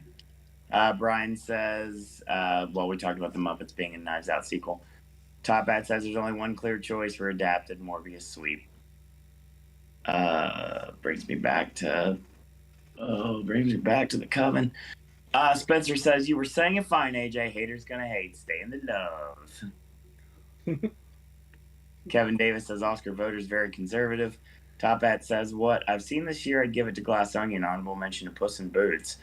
Everybody in the world seemed to like that movie. Honestly, if I could get theatrical runs of like Turning Red and Pinocchio, I would actively go out to see Puss in Boots because I've heard good things about it. I considered it for my adapted lineup, which is interestingly animated heavy. Yeah, that's really weird for you. Tim Knight says hello. Josie says favorite original screenplays. Haven't narrowed down 5. Everything, Banshees, Fableman's Tar, Triangle, and Broker. Ashley, what's your 5? I don't think I mentioned the rules. I've specifically gone for stuff that's just released in the UK in 2022. That's fair. Which, of course, meant that I had to make a last-minute change, like while you were doing adapted, AJ. That I was like, oh shit, Till came out January 6th. Get rid. I had Till as adapted, so I don't know anymore because I don't know the difference. So, but yeah, we're not getting Fablemans or Whale or Babylon. They'd all be January releases. So you might be seeing them next year, if I remember. But I am noting them down here, so when I copy and paste the stuff over for the 2023 season, they'll just be kept there and sort of keep these in consideration, sort of thing. So for my original 5, number 5 is X. Nice. Because just the whole concept of everything that happens in it is actually sort of typical horror, because it's 70s exploitation. Yeah. But at the same time, it does stuff that's different. And the fact that I really do love the fact that the director and Mia were like, hang on, we can run with this. What if we did a prequel and we filmed it because we've got time, because we've got an extra 3 weeks spare? What if we filmed? Don't forget. We agreed that it's like standard slasher, like that's the point. There's an entire hour where it's just about people trying to make a porn movie, and that's all.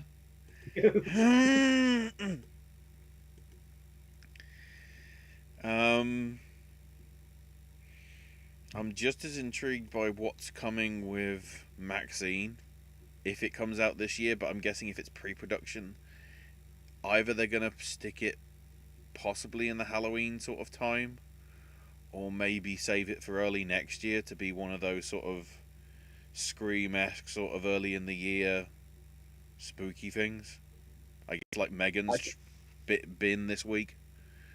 I can't imagine the production would take long. I think most people have already done. Yeah, I mean, obviously they were filmed back to back, so it made sense that they could be released sort of 5 months apart, X and Pearl. But Pearl doesn't come out here until March, so I've got to find a way to get it in. So, X it is, I guess. So as of January 9th, Officially confirmed, Maxine's release date is October 27th here in the States. I mean, they could do that over here. I mean, if it gets enough notoriety from the buzz that Pearl actually did get, I guess that's the advantage. It has 6 months of, like, we really want to see it. Everybody says it's good. I just hope that people do go and see it in March. I don't know what it's going up against. Probably some sort of blockbuster, which is just going to shoot it in the foot. Thanks, A24. Number 4 is Everything Everywhere All at Once. Just with... I have to put this in here because the movie that I thought I was going to be excited about in terms of multiverses and scripts was really a clusterfuck. And the one that I didn't have any hopes for made a better sense of multiverse than Disney did. So...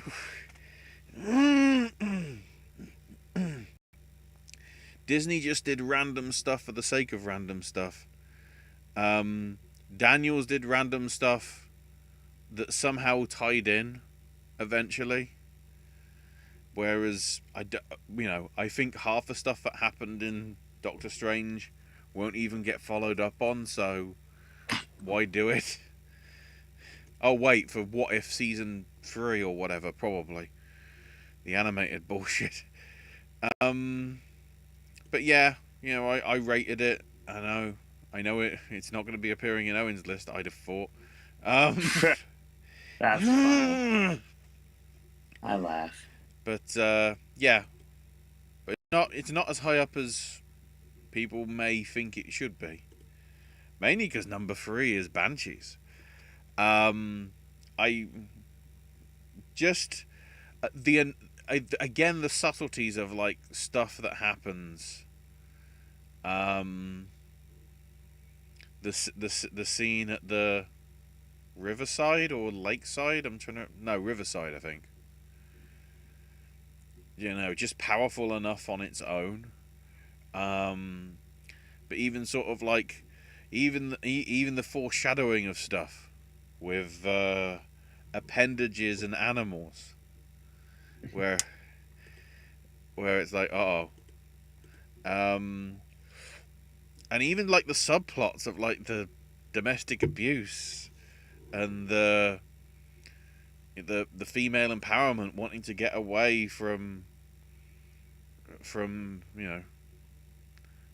the old times or whatever, and the sort of traditions, because I think I can go into that because it's in the trailer with the whole idea of, why aren't you talking to him?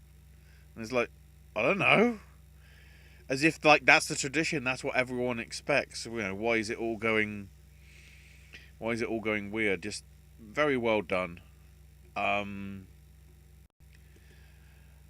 Number 2 is Good Luck to You, Leo Grande. Katie Brand did an amazing job with the script. Mainly because like everything I've seen her previously comedy wise doesn't seem like she'd do something that's like subtle and natural. Because a lot of her stuff, like back when she was doing television stuff, was very sort of in your face and that sort of thing. But a really good script with very minimal people, and you can see I like things with minimal people. Cue back to the first movie club where you literally have 2 people in the entire film. Because I think I can do spoilers for that because we reviewed it and people probably watched it. Yeah, I don't want to say too much more about that because I think AJ sort of rounded up most of it. My number 1 is After Sun. Again, natural feeling, feels like it's an authentic sort of portrayal of things that happen. The acting doesn't overplay it. The direction sort of makes the script just like shine more, pun intended, I guess. And yeah, After Sun is just beautiful. Beautiful.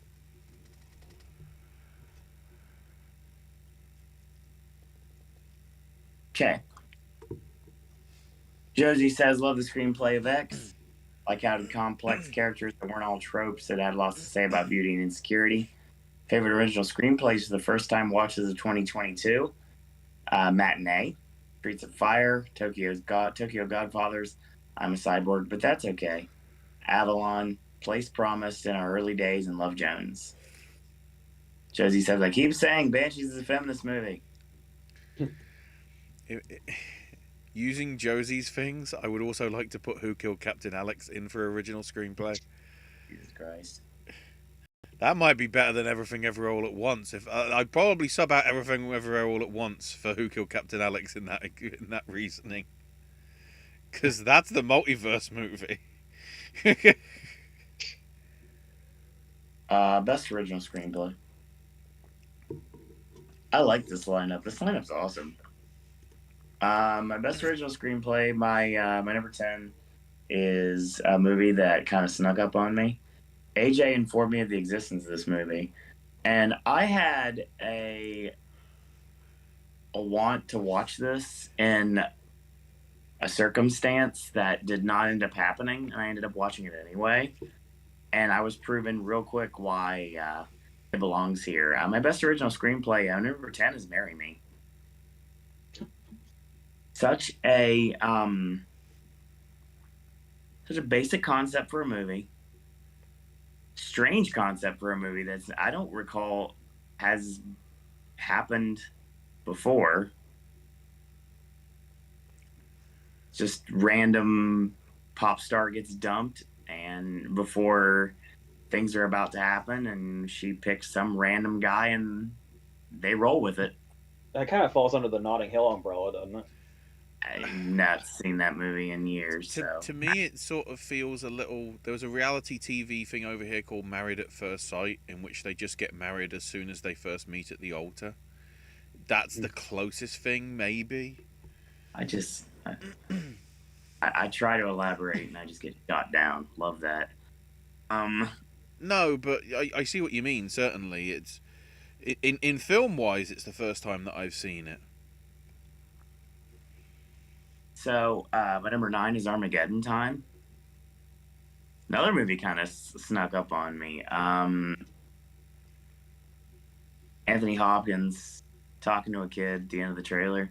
One of those things that just kind of like went from one ear and out the other. I was like, well, there's people in this movie that I know. And then I was like, you know what? It's really well done. And definitely a movie that I would go back to again. Kind of surprising. And a movie that I know everybody slept on because I don't know many people that actually saw it. So I'm still blind to it. I was gonna try to watch it before Critics' Choice, but I'm running on fumes, so the only thing I'm doing now is rewatching stuff, but I'm trying to get back. get sleep, sir, and then we'll catch up in February. Don't worry. I know over here there's I've already said we're catching up in February one way or another, so we will be caught up in February. We got some time. My number 8 is X. Ty West really knocked it out of the park for me in 2022.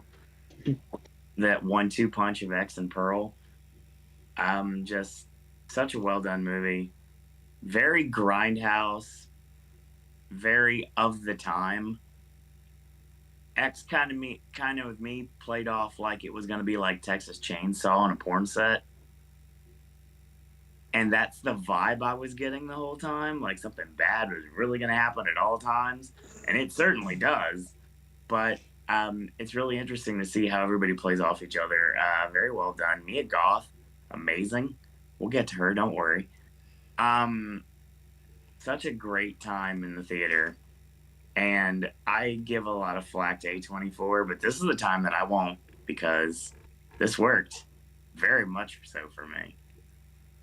Speaking of movies that worked really well for me, AJ already alluded to it. He marked out for it, and I can concur. My next on the list is The Menu. So well done.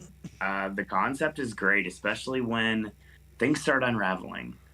I remember watching the trailer the first time, and I saw that scene where they give him a 5 second head start, and he just takes off before he gets the chance to. And the vibe I got from that was they were going to be hunted by the kitchen staff, kind of like a battle royale style. It doesn't go that route. It went somewhere completely different. And all the way to the very end, the last bit with Anya Taylor-Joy and Ray Fiennes, just so great. Because I love the fact that they played up Fiennes' background towards the very end without me giving away anything more than that. And I just love the ending of the movie. It's played so well. It got such a great reaction from the crowd when I watched it. And the movie is just something I could watch over and over again. So before we dip into the top five, I'm going to go into Elvis. Love Baz Luhrmann. He's been literally writing some of the stories of my life pretty much since day one. Moulin Rouge is something I always will connect with. It is probably my favorite movie of all time overall. Clerks gets that title most of the time. But yeah, if you want a 1A, 1B, it's probably Moulin Rouge and Clerks, honestly. So Luhrmann doing an Elvis movie, I was like, yeah, I'm in, 100%. Watch this in one of those Dolby theaters like I spoke of before. Top level, like we're talking like 4 floors up. AJ would never do this in a million years. Watching it over the side with the really comfortable, like heated seats. Just so well done. Like I remember watching the trailers with Tom Hanks as Colonel Tom Parker doing the Danhausen. I remember that for the first time. I remember hearing Austin Butler for the first time, and it's just like, yeah, this is gonna work. It's sensory overload to say the least. If you have any sort of epileptic seizures, you can't watch this movie like ever. Like you will die watching this movie, quite literally. That's how frantic it is. That Luhrmann like flashy style, and just done in a completely great way. I love this movie, and it just such great dialogue from everyone involved. My number 5 is The Woman King. I never thought I'd love this movie as much as I did. Great fighting, great acting, great writing, just a great presentation. Now, one of the things that I always gave flack to for Black Panther is I couldn't get into the female characters. If you take the characters in The Woman King and put them in Black Panther, I probably wouldn't have not liked the movie as much as I did. I believed in the characters. I cared about the characters and what happened to them. Everybody did a fantastic job, and it's just a complete surprise. Because it's one of those, like, the end of the day movies. You know, AJ, when I'm like, I've already watched my morning movie, I watched my afternoon movie, and this is the I'm eating chicken guy in the theater before the movie's about to begin type movie. And I was like, oh, I get to go to Gideon's afterwards, or I get to watch AEW afterwards. I was like, I have so much on my mind. This movie captivated me and kept my attention through them every second because it demands your attention, and it got it tenfold. Number 4 is Weird. So happy to say Weird is now a award-winning movie, deservingly so. I've been a Weird Al fan pretty much my whole life. Weird Al's followed me throughout my whole life because in junior high, my nickname was Waffle King. Because Weird Al had a song on Alapalooza called Waffle King, and I remember I used to sing up and down during like lunchtime. They threw coins at me, things like that. That was great. I made money that way. And I used to sing when I was walking up and down the hallway in school, and I would sing, I'm the Waffle King, and everybody was like, okay, fine, mother freaker, we're just going to call you that. So that became my official nickname in junior high, and ever since then, I've wanted to meet Al so I could tell him the story face to face. But every time, it never pans out, just like Kevin Smith, because Weird Al's meet and greets are like, shoot, expensive. So, very difficult. Maybe someday I'll be able to tell him the story. Daniel Radcliffe is amazing. We'll get to him, don't worry. And you know what? He's not the only one that's great in this movie. Love the Dr. Demento character being so like important, given the fact that Dr. Demento is a big reason why Al got where he got, but not to the extent that the movie goes into. And there's so many things that are over embellished in total Weird Al style that I love every second of. It's quite literally what would happen if UHF was made now. That's the style that we have to the tail end of the movie, where we start getting the relationship between Al and Madonna, and it's just then it just goes overboard and over the top. Great. And for the person that mentioned in chat the other night, Weird Al needs to do parody songs of everything nominated for Best Original Song. Yes, please do it now. Weird Al on the Oscar stage has needed to happen for years. This is an opportunity, and he could even sing "Spoiler Alert," which in a just world would be nominated for Best Original Song itself. But no, alas not. My number 3 is The Fabelmans. I love this movie. Such a well done film. Everything about it just is a nice little. It's like a nice warm hug, basically. I like how it feels. Honestly, it's like everything just hits in the right way. All the performances are aces. I think that the movie is done in a great way. You can definitely tell Spielberg put literally everything into this. Like we were talking about, like other movies in the past, like Linklater and doing like Boyhood, things like that, and putting like his entire life into one movie. The story basically of how Steven Spielberg became a filmmaker just was done so well, and I absolutely love it. So that would be my runner-up. Is actually going to be Nope. Love Jordan Peele. Cannot say one bad thing about him, and can't say one bad thing about the experience I had when I watched Nope. Got frozen Pepsi. Gotta love it. Everything's done so well. There's so much crazy things going around, but it's so calm at the same time. Stephen Yeun reminds me at Jupiter's Claim, where he's just so oblivious. I just love it. Absolutely. And you know, the Gordy scenes, just, oh my God, they're incredible. I love how everything is done. I love Keke Palmer. We'll get there, don't worry. I will say right now that the movie is just really well done. Everything Jordan Peele does when it comes to theatrical turns to gold one way or another. I can't say anything about Twilight Zone. AJ watched parts of it, so I guess it's kind of hit or miss from what people are saying and what you were saying before when you're doing the reviews. I didn't care for it, but I do love Peele. Yeah, Peele's great, and Nope belongs here. So easily, that means that the best original screenplay goes to Martin McDonagh for Banshees of Inisherin. I love this movie too. Such a greatly, darkly funny movie that AJ alluded to. Now, one thing I will say about my viewing, there was a lot of people that didn't want to laugh. And it was a very quiet theater when I was laughing out loud. And it's one of those things you want to slink down in your chair. And I was like, no, screw it. I'm enjoying myself. This movie's great. I got my cookie dough bites. I got my soda. Everything's going great. And I'm watching a fantastic movie in front of my eyes. Martin McDonagh cannot do anything wrong. So many fantastic movies in his repertoire that I've absolutely loved. This movie is written so well. It is done so well. And I really hope that it's time for him to get his due come Oscar Sunday, just like it is here with us. Before we go any further, a couple things real quick Josie brings up. Also to mention Summer School, The Warriors, The Green Promise, and Bound. Favorite adapted lineup for first-time watches. Silent Voice King, Ralph, Little Man, What Now, In the Bedroom, Little Children, Altered States, They Might Be Giants, Leave Her to Heaven.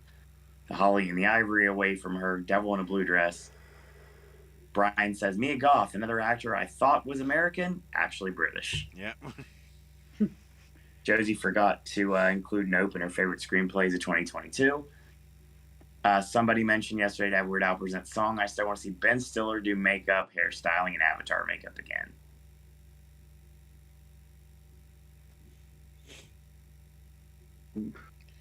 Okay, so we are moving forward away from the screenplays to acting.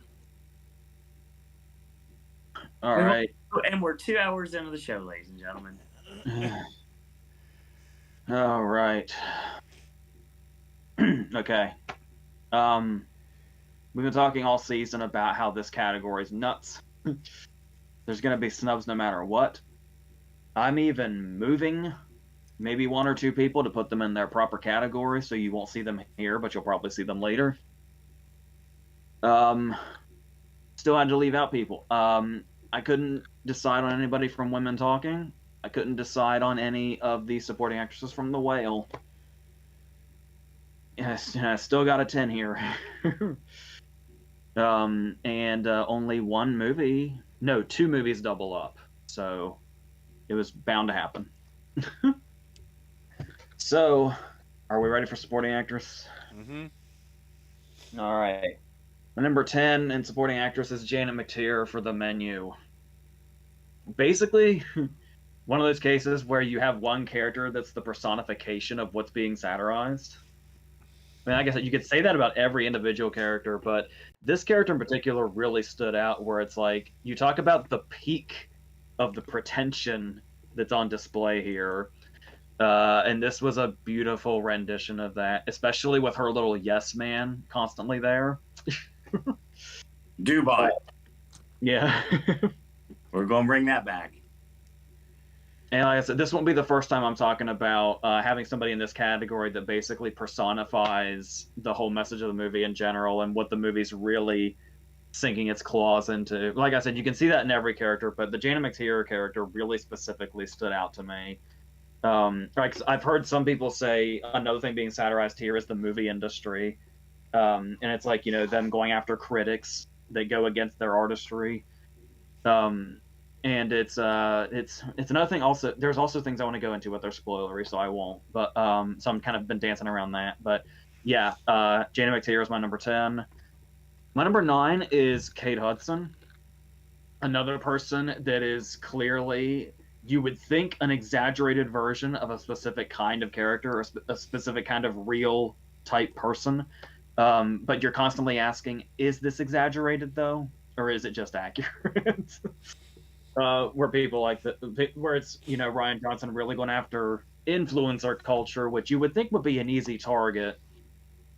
But like I said, I just love that really fine line where it feels like she's going so over the top, but then you just constantly ask, but is there too over the top for her to go with this character? And the way she plays off the stupidity also. There's a very now famous line in this movie. And honestly, I feel like just as good as the line is Kate Hudson's response to it, which is just a shrug. And people who have seen the movie know exactly what line and scene I'm talking about. So I was really happy with that. Number 8 is Hong Chow for The Menu.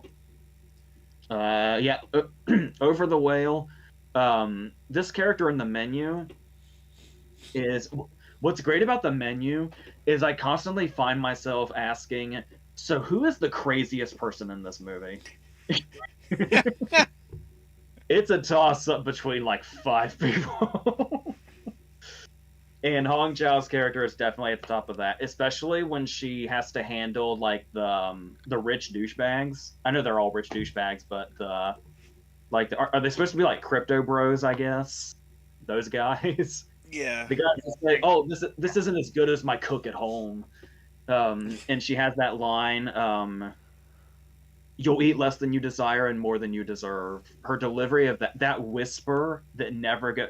She clearly hates everyone in this room, but her demeanor and her tone never change, and that's terrifying.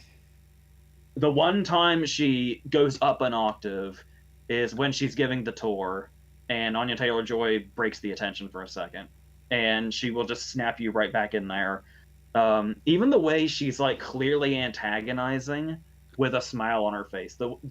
I've never heard the word tortillas be so antagonizing and threatening.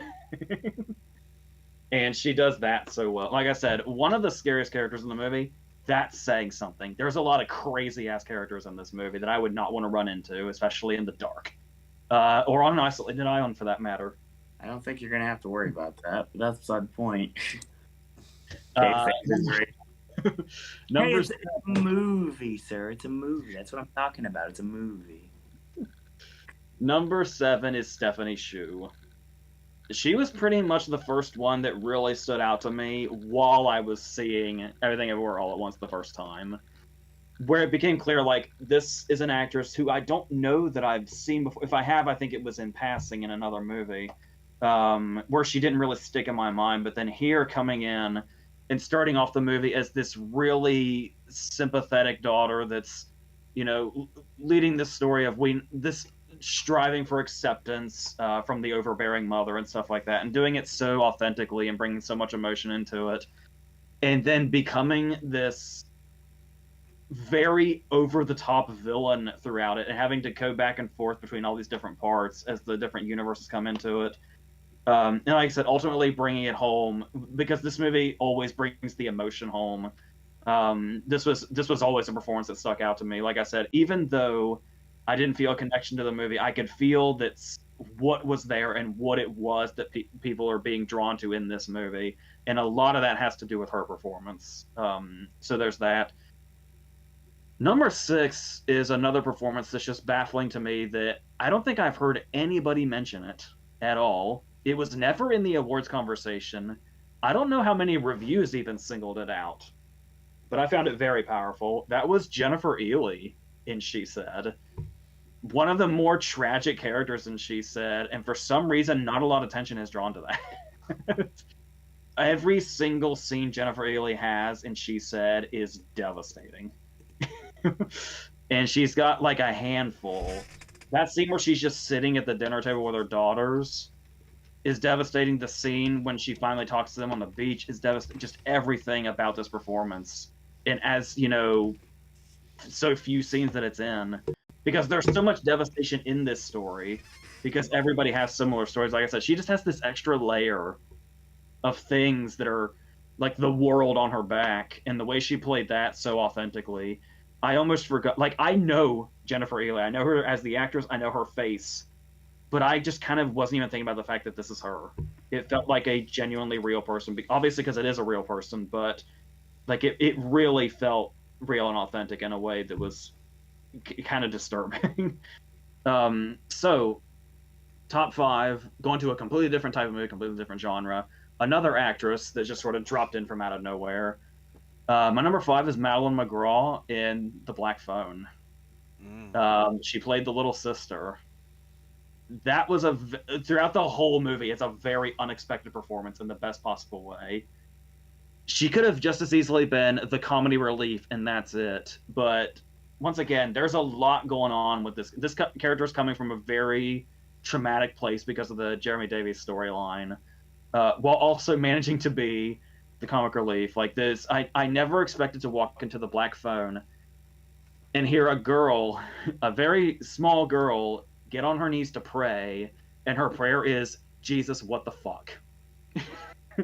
And this is another thing that could have been gimmicky, because it's like, oh, a foul-mouthed little girl, whatever. But no, because the emotion in this character is so authentic and coming from such a real and authentic place for a movie dealing in the supernatural. I really, really love this performance. Number 4 is an actress I don't know if anybody knows, in a movie I don't know if anybody knows.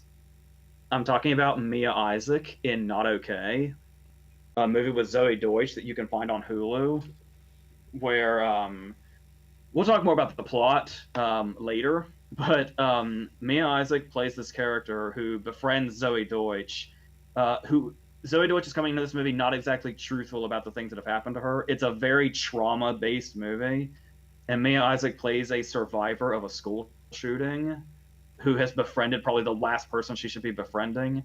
And like I said, this is another one where I don't want to reveal too much about where her strengths really come in, but this is one of those performances that has to go through like the full gauntlet. And it was just really stunning throughout and really tragic. And the way that she played that without ever, I guess you could say it was, I don't know, there's a very specific sort of authenticity this kind of performance has to have, where it's one of those cases where you could have just seen an actress acting and doing their best to reach what would be expected of a performance like this, but it felt a lot more real and specific than that. And like I said, the fact that it's an actress I've never really heard of or seen anywhere that I can think of is pretty mind-blowing, because she is incredible. So my number 3 is Carrie Condon.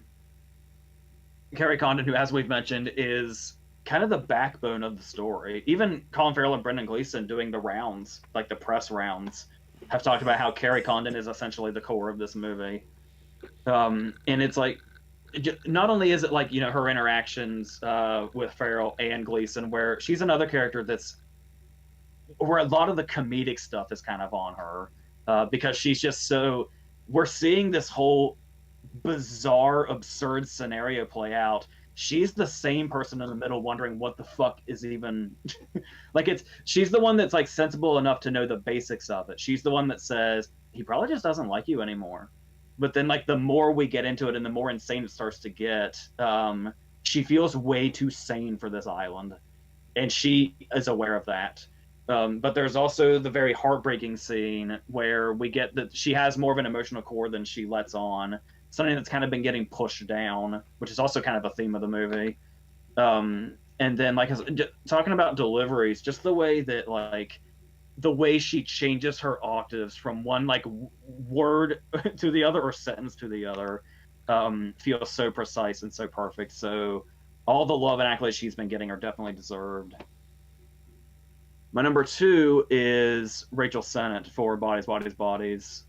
Pretty much bringing us back to the Janet McTeer thing, where it's the character and the performance that basically personifies what is being satirized in this very clear satire. And it's her sort of walking this whole line of being, we're talking about this way, Kate Hudson also, being super over the top, but also absolutely feeling like a real person that would say these real things. But there's also like, she's the funniest character in the movie, so she's got to handle that also. But as far as there's one point where she has a monologue about her podcast and the unseen perils that come with podcasting, and it's a very funny monologue, but your heart kind of breaks for this character you otherwise didn't really have an emotional attachment to.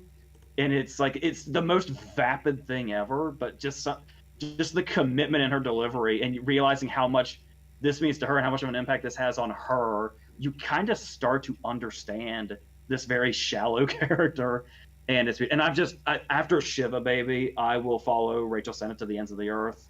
So that's how I feel about that. And my number 1 in supporting actress, this is a performance I was championing before I even saw it.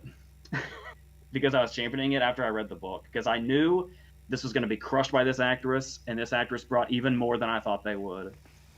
And I've been talking about how bizarre I think it is that Angela Bassett has been winning awards for Black Panther because she's barely in the movie. With that said, my win in supporting actress is somebody with one scene. And this actress has aced the one scene she has in 2 different movies this year. She had one big powerful scene in The Whale, and she had her big powerful scene in this, which is like the center of the movie, and that is Samantha Morton in She Said. I think in my video I equated Samantha Morton and She Said to she's basically what Donald Sutherland was in JFK. She's the character that comes in the middle and has all the important shit. And we're seeing a character, because she has one scene, the thing that makes that so profound is this is a character that has had a whole arc up to this point. She's started in one place, had this terrible thing happen to her, came all the way around, and now she's seasoned in this and knows what's up. She's the main source for inspiration. and we're seeing the end of this arc, and that's the part Morton had to play, is just the end of the arc. That's a massive arc for this person, and it's the best scene in the movie. And that's, yeah, as far as performances go, a highlight of the entire year. So she is my pick for number one in supporting actress. Ashley. So are you seeing the news that I'm seeing, Owen? I was kind of waking up there. I haven't seen any news yet. Apparently Jay Briscoe passed away Jesus Christ! in a car I thought you were accident. about ready to say Kevin Nash after what I'm Oh, hearing. good. No, yeah, that was another thing, but no, it was, I was trying to look at Wikipedia and I just went to the homepage and whatever, and it said notable deaths, and I just clicked on it, and then the top one was Briscoe, and I was like, wait, what? And Khan seems to have tweeted it, so Jesus. Somehow I've got to bring that back to supporting actress, right? My number 5 is Amy Lou Wood for Living. It's just a very nice sort of actual sort of supporting role. She's briefly sort of in like early bits, but she becomes really a plot point to some extent by the middle of the film, where she's just talking with Bill Nighy just about everything, and I guess it's her being the young sort of excited thing, you know, looking to get ahead, and you know, there's a bit of sort of feminist sort of stuff there. It's not spoilers, but you know, I'll leave it for AJ to sort of find, which is sort of a nice little touch. And even towards the end, she sort of plays her part sort of quite well and rather understated. My number 4 is Stephanie Sue for Everything Everywhere. As AJ said, the sort of amount of directions that she has to go, you know, the timid, shy one, the you know, that wants to come out to her family but doesn't know how to, but feels disrespected, leading to like all the different extreme versions, even the inanimate object ones. That's as close as I am to spoilers. Is sort of awesome. Well, that technically I guess isn't her, but whatever. The essence of the character, she just does a very good job. Probably just for that scene of the first reveal of her being sort of the MacGuffin, if you will, for the whole plot, with the dildos and everything going weird, just in this corridor, in this abandoned thing, which we've turned into basically an IRS office. Just brilliant. My number 3 is Kerry Condon for Banshees.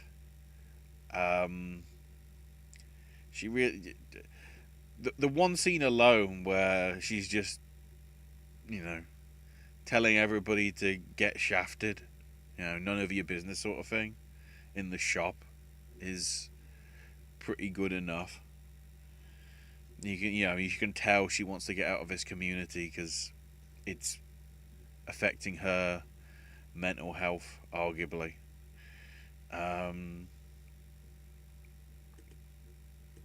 Her and Jenny the Donkey. Jenny the Donkey's mental health. That's the honorary 6th one in supporting actress. My number 2 is Samantha Morton, and She Said. Just the crux of, because I'm guessing that she is, we see young her with young Jennifer at one point, so clearly sort of knowing the experiences and just carries it through. And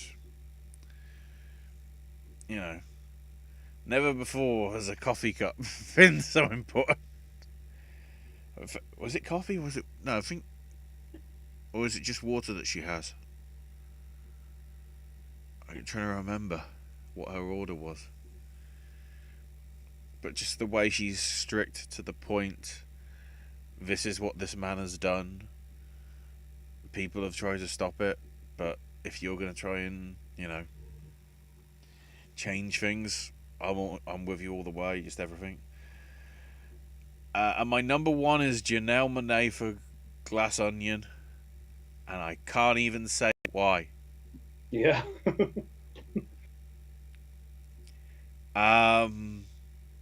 Just a very sort of well-rounded performance.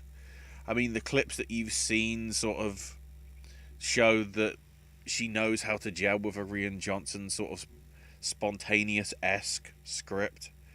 To be fair, we've seen that with quite a lot of her stuff, which was showcased in that See Her stuff over the past few years. I'm intrigued to see what she does next.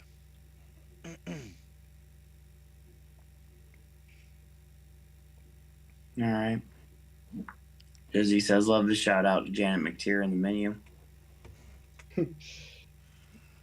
Remember, AJ, don't go too much of the performance, just to remind you. What was that? Don't go too much on the performance, just to remind you, says Brian. Oh, spoiler-wise? Yeah. Yeah. Personal supporting actress mentions for Josie. Julia Butters. Very much think alike, Josie. Hong Chow. Carrie Condon. Dolly DeLeon. Stephanie Sue.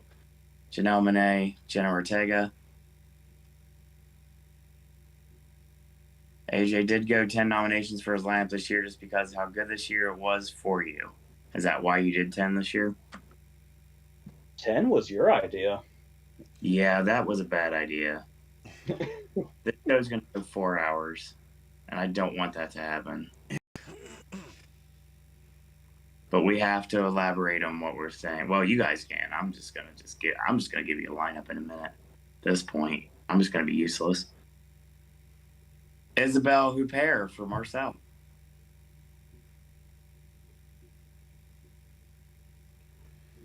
Do they mean Isabella Rossellini? Maybe I don't remember Huppert being in it, but I could be mistaken. I have sleep at this point. Josie says personal supporting actor Quan Gleason, Keoghan NTR Jr. for the Walrus movie, Dano for Batman, Farrell for Batman. Oh, forgot to do that. Rylance for Bones and All. Zlatko Burek for Triangle of Sadness, Brandon Pereira for Nope, and supporting actress Duna Bay for Broker. Never do 10 nominations in the future except for picture. If that's the case, we start like 3 o'clock at this point. We finish at 7. Best supporting actress, my number 10 is Jean Smart for Babylon. She's like the head of Hopper.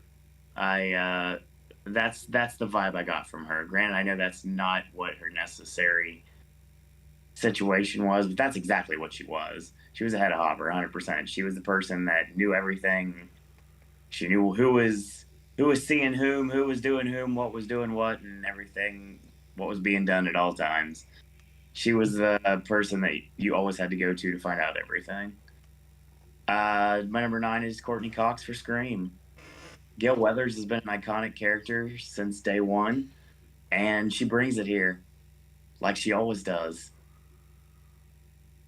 And we'll talk about someone else in the cast in just a little bit, but Madonna herself is up next with Evan Rachel Wood for Weird. It's so weird, pun not intended, the way that this story is done. Because I know that Madonna had absolutely like no connection to Al, and anybody that's a fan of Al knew that, but we just roll with it because the movie was written so well. It's like, oh yeah, we know that Weird Al and Madonna never became boyfriend and girlfriend. No, that never happened in real life, but it did in the movie, and it made sense in the movie too. I got Sadie Sink for The Whale. She has a lot to do, obviously, given the circumstances she has to go through. Obviously, she's dealing with a lot of things, a lot of abandonment issues and everything, and she makes it work really well. Some really powerful scenes with Brendan Fraser without giving anything away. Julia Butters for The Fablemans. Yes, I definitely wanted to shout her out. Josie, it's a performance, ironically enough, that when I saw Julia Butters for the first time, it kind of reminded me of a younger version of you. Won't even lie about that. At least in look. And honestly, in somewhat in personality, really, because she's like a Spitfire. I like that. Kate Hudson is next for Glass Onion as we move in the top 5. No need to elaborate. She just does really well with what she's got, honestly. Glass Onion has got a lot of great performances, one of which I'll get to in a minute. And we got Hong Chow for The Whale. Given the fact she's the best friend, she's got a lot more to do than Sadie Sink does. Sadie Sink may have some more powerful scenes, but Hong Chow literally has to keep Brendan Fraser from dying in every way, in every sense of the word, and keep him from becoming a statistic. And that's not a spoiler. That's genuinely her character description. That is 100% her character description without giving anything away. Speaking of the Glass Onion, Janelle Monáe is my number 3. Dude, it's crazy. To think how on the nose I was when it came to her. I did not think I was going to be so on point when it came to predicting her so early. And now we're to the point that she actually might get nominated and deserves to get nominated. Did not know where her character arc was going when it first started. And when it went the way it went, I'm like, yep, I feel very justified in going with this character. Carrie Condon is my runner-up here. I love her in Banshees. She is the straw that stirs the drink. Literally, she's the only person with any sense. That's why she gets off the island. Or she tries to, at least. I'm not saying if she does or not, Brian. So needless to say, at the end of the day, she's got a lot to work with, and she's got some extremely heartbreaking scenes. One of my favorite scenes with her is, I won't elaborate. I won't say anything further. It's Barry Keoghan, and that's all I'm going to say. It's all I can say, literally. But You'll say it from over there. Yes, 100%. Obviously means that I can justifiably do this because Hollywood's not going to do it. My best supporting actress is Carey Mulligan. Deservingly so. I love the concept of She Said when I first heard about it. When I heard that 2 people that have played characters that reminded me of members of my past, which I will say nothing further than that, both Carey Mulligan and Zoe Kazan basically being in the same film, I was like, this movie's for me. It's 2 people I like. They're bashing on Harvey Weinstein, and it's a journalism movie. I was like, 3 things. It's like, yes, check, check, check. Let's go. And such a great film. And Carrie just brings it. And I really, really hope, justifiably so, she gets that nomination. She's not going to, but I wish she would. I really do. I'm just having trouble wrapping my head around the Jamin Pugh passing. I've been a Briscoes fan since CCW, watching Briscoes against the Backseat Boys, and this war they had with FTR, like the double dog collar match they had that just tore the roof down of the last Ring of Honor pay-per-view. Just incredible. And the fact that I will never see the Briscoes live just blows my mind.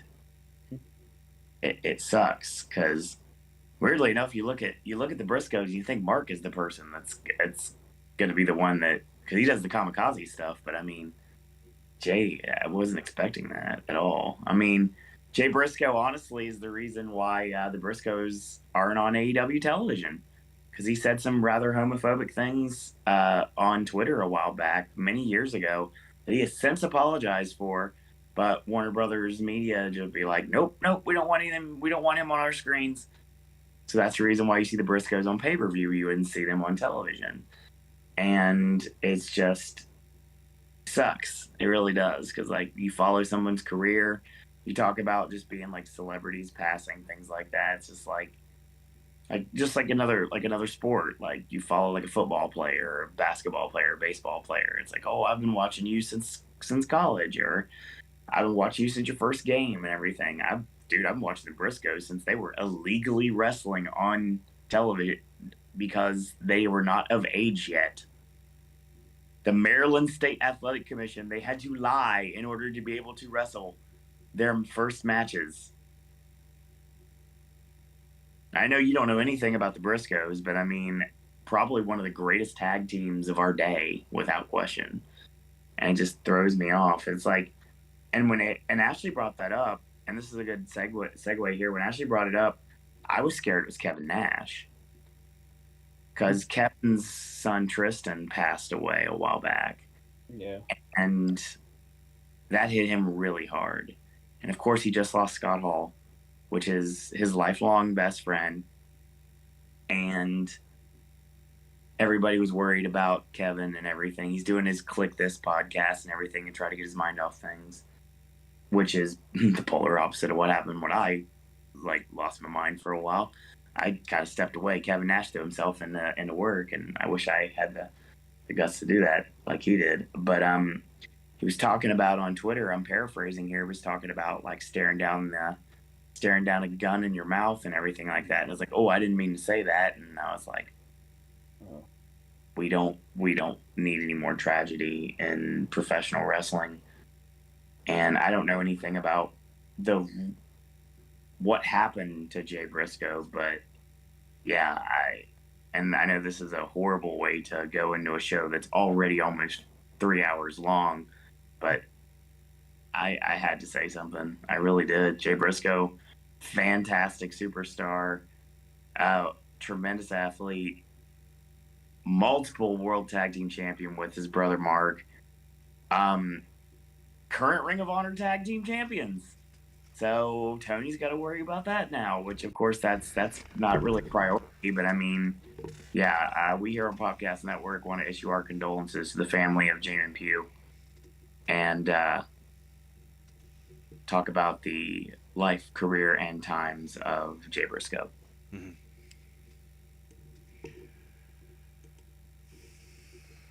Cool. This is going to be an interesting one because Wow.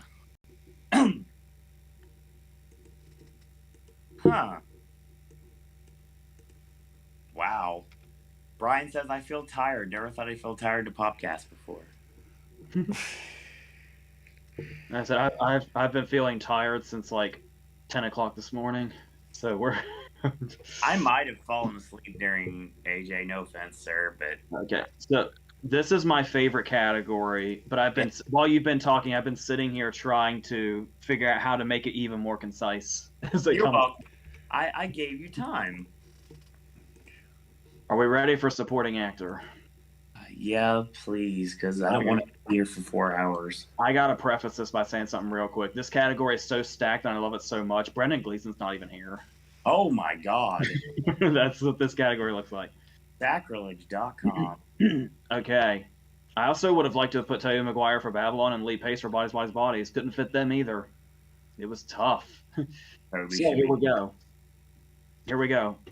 My supporting actor lineup. Number 10 is Rory Kinnear for Men. Oh, God. Do you remember how much I praised Tom Noonan' performance in Anomalisa, where he literally plays everyone else? I love that we got to see Rory Kinnear do that physically on screen, both equally hilarious and terrifying. Very, very terrifying. My number 9 is Nicholas Hoult for The Menu. I love a character that you love to hate. I loved fucking hating this dude. I love that he's probably, when you ask me a question, I sincerely tell you, he's probably the craziest person in the movie. 100%. I will stand by that. Nicholas Hoult in The Menu is the craziest character in the movie. and I love that so much. My number 8 is Miles Teller for Top Gun Maverick. Heck yeah. The performance itself, the emotion behind the performance, the way he carries himself, the way he does the emotional beats, the comedic beats, and just in general, something I said to somebody recently was, if you look at like Only the Brave and Whiplash and this and probably a lot of other things, Miles Teller is going to grind his body into the ground for us. Very Sounds about committed, right. very committed, and it shows. I love the character. I love the way they portrayed the character. Yes. My number 7, Barry Keoghan for the Banshees of Inisherin. Probably can't get too into specifics about why I love this performance. I'll just say it's interesting to me he's gotten so many nominations because I feel like you definitely have to see the movie more than once to get why his performance is so great. It's fucking heartbreaking and tragic, and it's just beautiful. Number 6 is Brad Pitt in Babylon. Probably one of the best performances of his career, and that's saying something. Once again, words have been thrown around a lot. Very funny, also very, very tragic. It could have been a very simple thing because we've seen characters like this, like Jean Dujardin and The Artist and stuff like that. Actors, finding themselves in a world in the transition where they don't belong anymore and trying to find their place there, their purpose there. But it's for a movie so over the top and kind of cold, because it's more concerned about just being crazy and wild. His performance really stands out as something that really grounds it whenever he's on screen. The top 5, Mark Rylance in Bones and All. He shows up in each act, Act 1, Act 2, Act 3, like a shark in the sea, just coming and going, terrifying the shit out of us in this really sort of relaxed Mark Rylance way. Like he's the sort of subdued Mark Rylance that we know, but terrifying. And then, he's a character from Don't Look Up. That's exactly the delivery. He's the polar opposite of Will It Help from Bridge of Spies. I was gonna say even scarier than his character in Don't Look Up, but it might be a toss-up. It's very even. It's for sure. Never thought I'd say this. I absolutely believe it. It's one of my favorite performances of the year. My number 4 is Ashton Kutcher in Vengeance. 2 scenes steals the fucking movie.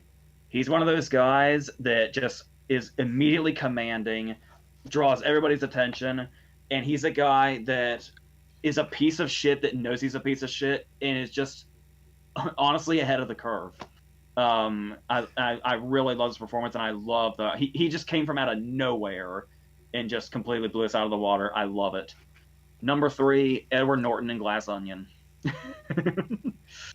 Whether it be, like I said, I don't want to say too much, but basically being that whole, rich douchebag scenario. He's got a great monologue at the beginning, but as more is revealed about this character, the more this performance becomes greater and funnier. And by the time we get to his last scene, I love everything about this performance so much. I guess it's another one where I can't really say too much. Number 2 is Christopher Abbott in On the Count of 3. Here we go again. Hilarious, very tragic, very heartbreaking, very sad, but completely nails it in a really big way. He in another universe, he's number 1, hands down. And once again, made Papa Roach's Last Resort sound profound. And I'll leave that at that. My number 1, Colin Farrell in The Batman.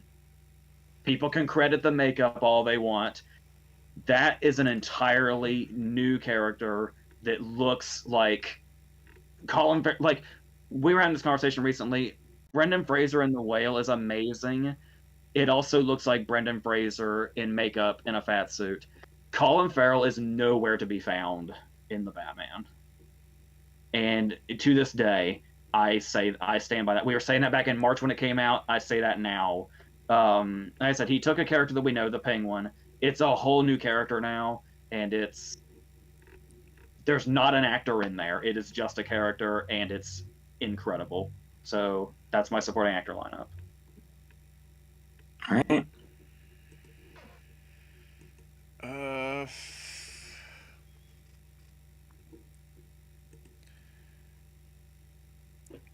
my 5, at number 5 is Rory Kinnear for Men, just because of how committed he is to all the different roles and that ending. Yeah. That ending. That's all I can say. Jesus. No. I don't ever want to think about that ending again. Jesus Christ. No. Just no. It was more entertaining than Avatar.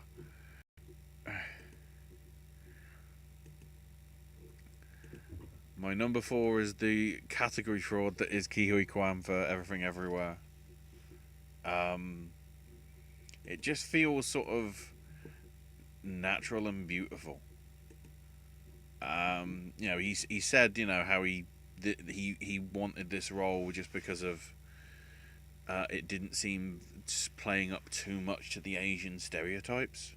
It just felt like somehow naturally other multiverse Quan is basically Jackie Chan, but bought on, I don't want to say bought on Wish.com, but it's that sort of like, you sort of feel like if they could get Jackie Chan and they had more of a budget, they probably would have, but he's too busy doing John Cena films. But just really well done. Number 3 is Brendan Gleeson for Banshees. Just the comic timing and everything, along with the sort of sincereness and the darkness of his character and everything, which is weird because most of the time he's sort of jolly but not jolly for whatever reason. Number 2 is Mark Rylance in Bones and All. Just this is I mean, I want to put him in for Phantom of the Open, but there's better performances in terms of lead actor. But just like, you're never sure what his true purpose is, and that's like, even when you get to the end, you still don't know what's actually going on. There's still a mystery to him. And then number 1 is over there, Barry Keoghan. I love the fact that like everyone at the start was just, oh, it's Gleeson and Farrell back, isn't that brilliant? And I was like, Barry's got to be in here for some reason. Yeah, there's a reason why he's maybe the Joker. But Joaquin Phoenix might have something to say about that. Or James Gunn, considering how Matt Reeves is saying my Batman universe has nothing to do with James Gunn's. So we'll see what happens there. But you know, I'm trying to think. Was the first thing we majorly saw him in was Sacred Deer? I'm trying to think. I remember if we determined Dunkirk was the same year, I think, right? Yeah, but that Dunkirk was midsummer, whereas Sacred Deer was sort of springtime-ish. Oh, I vaguely remember him as well in 71 in one of the supporting roles in that, which is another underrated film. Try and catch that one.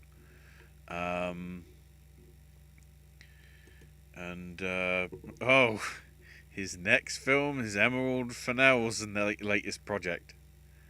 Nice. Oh, but it's an American thriller for Amazon. Wow. With Rosamund Pike and Richard E. Grant. Yes. And Carey Mulligan. Oh my God. Yeah. We're all going to be all over this when it comes out, whenever the fuck it comes out. Yeah, that's going on the most anticipated list right now. Oh, and Margot Robbie's producing as well. She wants an Oscar, and she's going to do it the Brad Pitt 12 Years a Slave way. She's going to produce it instead and not appear in it. I'm only going on talking about other stuff because I don't want to say too much about the character because, again, spoilers, but... Yeah. Barry and Banshees. Wow. Okay.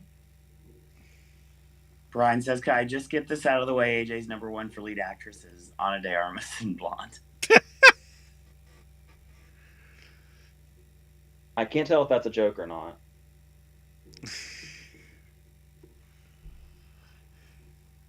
Yeah, if he's telling jokes, he's not doing well, because he says all the Julia Butters scenes are the best things in Once Upon a Time in Hollywood.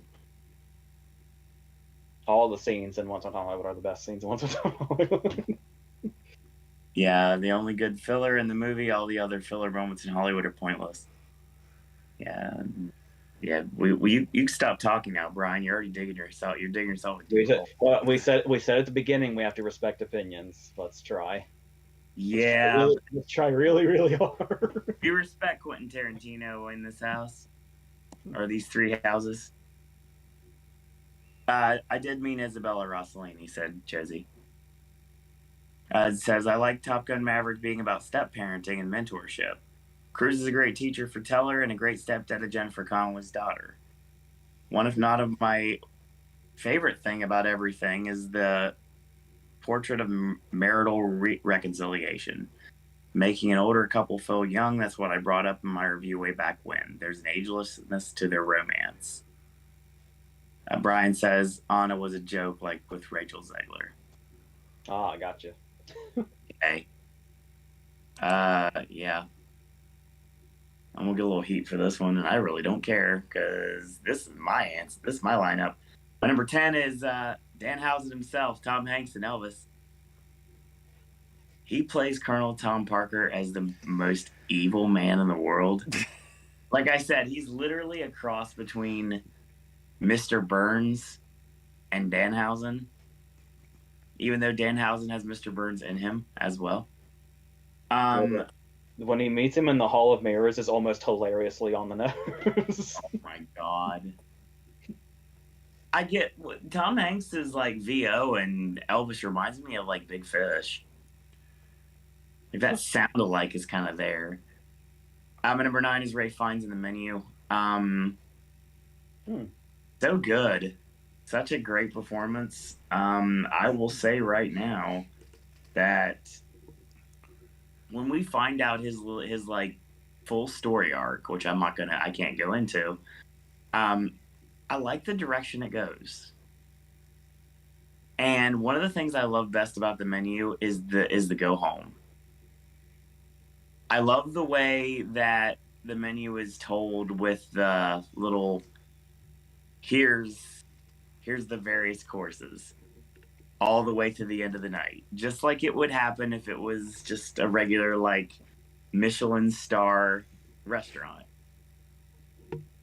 I just love the way that's done. Barry Keoghan is up next for Banshees.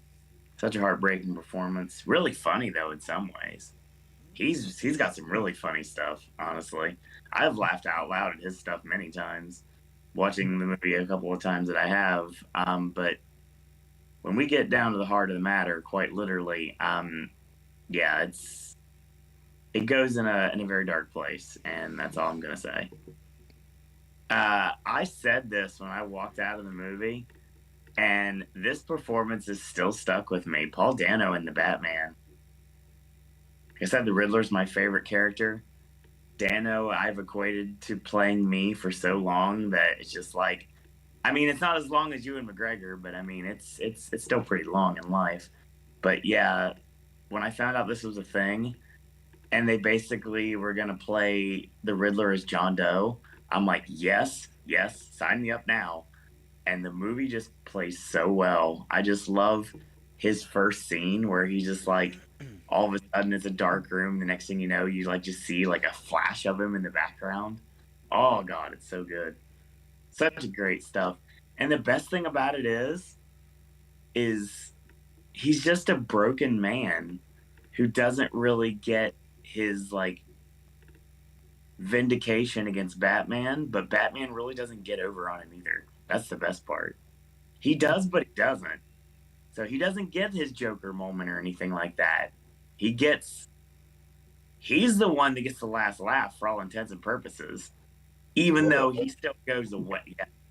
He still goes away, but he got one over on Batman that no one else really seems to, and I love that. Yeah, my number 6 in this case is going to be Deputy Dewey, David Arquette and Scream. I could spoil this. It's been a year. Dewey's death scene just like killed me, honestly. We knew that one of the core was going to die. It was written in the stars. Dewey was not the one I was counting on. Everyone, I think, was pegging Gale to be the one that went down. A lot of people were thinking Sydney would too, and given the fact that Nev Campbell and the movie series didn't really go the way that it could have, I would say that that could have happened too, but not Dewey. It's just like when we lost Randy. It was just like not a character in Scream we wanted to see go away, and Arquette just brings it in his final performances as Deputy Dewey. I love that performance, and I will not apologize for it. Mark Rylance and Bones and All starts my top 5. God dang, that van, that creepiness. Good God. I think I said, what did I say when I called you? I said markrylancecreepy.com. Him and his fucking Pied Piper hat. Oh my God. See him hanging out of George's music outside. Very subdued character. You don't really see him raise his voice, but when he does, he doesn't. But he does. Yeah, there's one instance that stands out. Like I said, he doesn't, but he does. And he just can. The thing about Mark Rylance and Bones and All is that character can just strike at any moment, and you never know it's coming. Yeah. Brendan Gleeson is my number 4. So many places he goes, from just like chilling in the pub to losing his freaking mind. But to be fair, he warned everyone what he was going to do, and no one believed he was actually do it. But he did it anyway, and this movie is just, he's so good in this film. He really is. He definitely belongs on my list. Yeah, my number 3 is Colin Farrell for the Batman. Penguin and Riddler are my favorite Batman villains of all time. Always have been. I'm a Burgess Meredith mark, and I love Danny DeVito's portrayal. But, dear God, Colin Farrell just like goes into a completely different place, basically turning the Penguin into a serious Dick Tracy villain. Yeah. Not like the comedic 90s movie, but like if the Dick Tracy series was played absolutely straight, that would be his version of the Penguin. I'd say he could fit in Beatty's movie because Colin Farrell's Penguin has a lot of comedic moments. Yeah, I mean, I'm used to the umbrella and everything like that, and we got that for a moment, but it wasn't the same Penguin I'm used to. It's not like it's got the umbrella and of course the monocle and stuff, and the top hat and tails, dressed like I was in Spirits of the Coven. I mean, literally, I got that a couple of times. I got a Penguin reference, and I marked out like crazy, especially when my feet would bother me, so I'd waddle. So I literally look like Colin Farrell's Penguin. It made me very happy when someone said that. My number 2, Brad Pitt in Babylon. I've stuck with this performance for so long, ever since I saw the trailer for the first of 4,000 times in a theater, all the way to when I watched the movie. He's so good. He's so funny. He's got a lot to do, and that stuff with Toby. Oh boy, I'd love to have done something with Toby here, but I couldn't find room for him. AJ, you know where I'm going with this. I'm pretty sure. You know who my best supporting actor is? My best supporting actor is Brian O'Halloran. Boarding? Really? Yes. I have Anderson leading, just barely. Here's the thing. I have been Dante Hicks since the first Clerks, and I've equated myself to my life at that time. When Clerks 2 happened, my life was very similar to what Dante Hicks's life ended up being. Now, I also lost a girl too in a completely different manner, but still, we move on, and still, the friendship with Randall continued, just like my friendship with AJ has been going for so many years. And when Clerks 3 was announced to be a thing, it was like, well, what direction are we going? And Kevin's direction, like I said before, was just to go to the real life direction, talk about what happened when he had his heart attack, and how it basically says I need to get off my ass and do something with my life. And I've done some cool things. Let's make a movie. Well, Jeff Anderson starts out basically saying that he's like renaming everyone and everything like that. And Dante is kind of like, he's not like Mr. Dan T and things like that. He's like, and then it gets to the movie, and all along, Randall has the star of the movie in Randall's eyes has always been Dante. And as he's showing him the movie, when things happen, it's just hitting even more home. That's the reason why he's supporting. But just barely. There is a rule where I had Brian O'Halloran in leading, but I couldn't justify giving him leading over some of the other performances. So this was a way to give him a much deserved win and a way to do it the right way. Some of the stuff he does, like when he's rereading like the things that happen in Clerks, where we're talking about what happened and he just goes off and he cuts his promo and everybody applauds at the end, like that's real acting and everything, and then things happen to him, and it's just he has to go to so many places because he starts out just like he did when Clerks 2 ended. But what we don't know about what happened during Clerks 2 is that there was a freak accident and he lost Becky, and apparently Becky was with child. And that's a taxing thing on a man. And he has to move on, which is weird me saying this. He has to move on, and he doesn't necessarily know how. With help of his best friend, he makes sure that he can do just that and helps him along the way get exactly what he wants and deserves in life. No matter if they fight a little bit every once in a while, at the end of the day, they're always going to be best friends, whether one is still with us or one's not. That is the reason why Brian O'Halloran is my best supporting actor.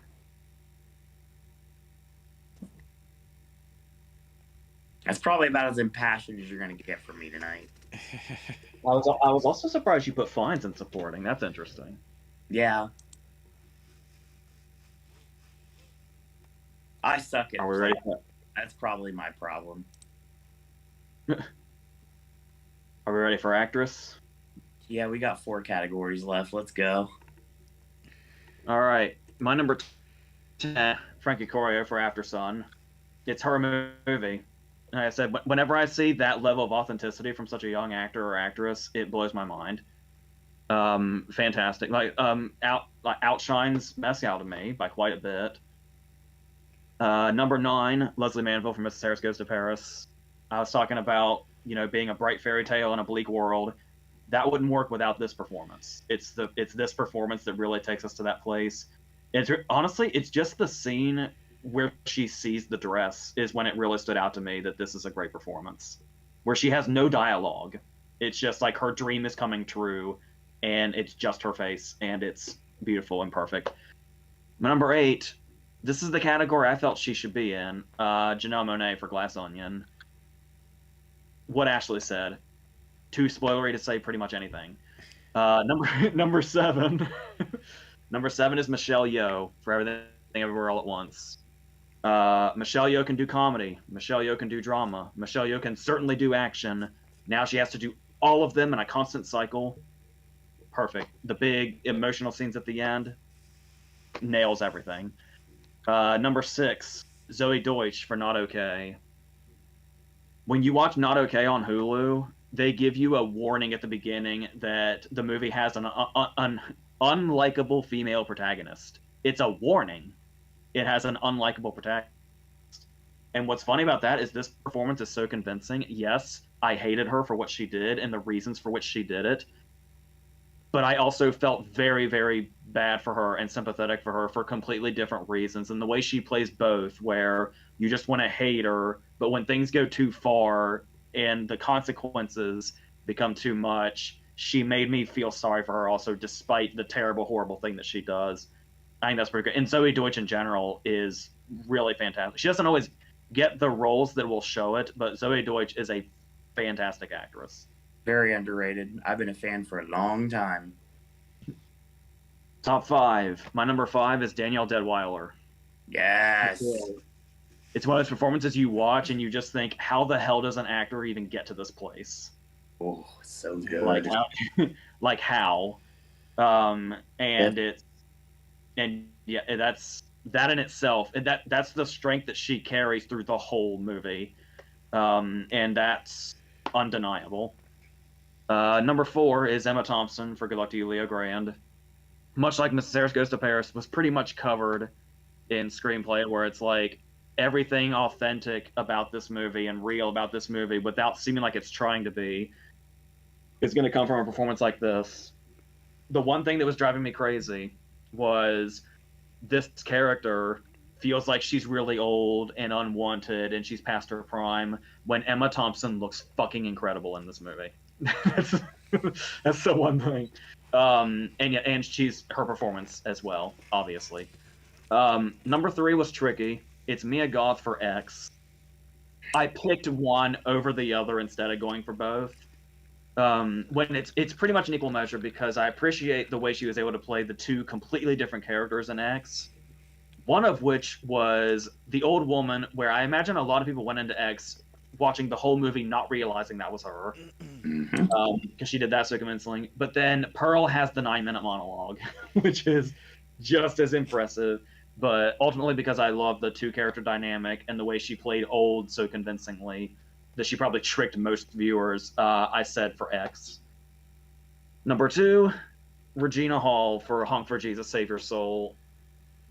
I really wish she would have more than just a Spirit Award. I'm really happy about that Spirit Award nomination, but it should be so much more. This character is so conflicted.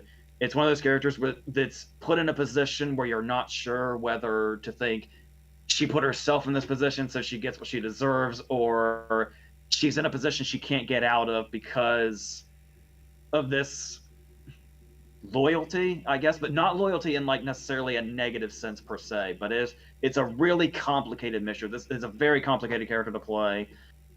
She plays it comedically, obviously, because she's Regina Hall, and she's incredible at comedy. But the dramatic portions of this performance are unreal. They're scary good. There's a point in time towards the ending, towards like the very end, where she gets to have her big moment. And then when she's like coming down from her big moment, the camera does not cut away. And it's when she's just kind of sitting there after the fact is like, holy shit. Everything once she has the mime makeup and forward is astonishing in a very disturbing and powerful way. Sorry, Owen. My number 1 is Cate Blanchett for Tar. It's the only time I can only fit Tar here in one category, and she's at the very top. I'll cut it short because we've been talking about her a lot. I got away from Cate Blanchett for a while, got away from my love for her after Blue Jasmine and Carol were a bit too actory and mechanical. Tar made me love Cate Blanchett again, and I'm so grateful. Thank you. Thank you, Todd Field. The whole thing.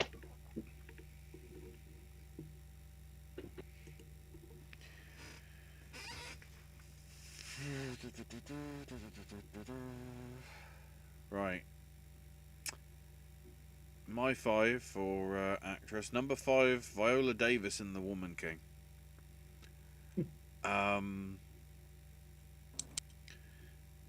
It's just because it's like good to see her sort of in a role where I feel like there's a lot of meat to the thing, whereas I did feel with Ma Rainey, although I probably rated that a couple of years back and whatever. Because obviously that's a play, it's more sort of like you're sort of doing it for the stage. But just the way the sort of her character arc goes and whatever, and how it sort of adjusts throughout the story of the tribe and whatever, I think it was worth rating. Number 4 is Michelle Yeoh for Everything Everywhere. Just for sort of being her age and sort of, it didn't feel like she was trying to play like a 50-something. It was maybe sort of like a 30 or 40-something. And then obviously still being able to do sort of the martial arts stuff and everything. And again, it felt like she was sort of a character that was out of her depth, but over the course of the film, got in depth, or whatever you want to call it. My number 3 is Frankie Carrillo for After Sun. A brilliant turn. It probably is, a sort of more her story, but I feel that it's Paul's actions that leads her to do some of the things that happen in the thing. But it definitely deserves calling out, and one that should be paid attention to. Number 2 is Mia Goth for X, because I can't put Pearl in. Just what Mia has to do in that. I was going to be vague, but AJ said it, but I'm still going to be vague because I'm holding on the rule. The way she has to sort of go through it, she really does a good job, and I'm intrigued to see whether this actually puts her on attention of more major films rather than just doing all these sort of indie films or that weird Cure for Wellness Gore Verbinski thing from a few years back. And number 1 is Emma Thompson in Good Luck to Julia Grande. An outstanding sort of thing where everything is sort of played close to the chest sort of thing. It does feel very sort of like I don't know, because Katie Brand didn't do any writing for Secret Diary of a Call Girl, but that series with Billie Piper felt very sort of similar in that it's trying to be an authentic sort of tale of how it would be with sort of gigolos and escorts and things like that, but at the same time a woman of her age sort of being honest with herself sort of thing, and that she wasn't satisfied, but over the course you realise maybe that satisfaction is something else completely. And then full credit to her actually willing to do her first full frontal at the age that she is,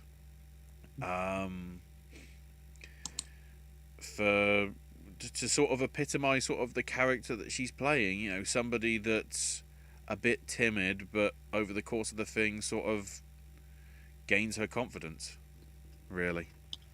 So those are my 5. Alright.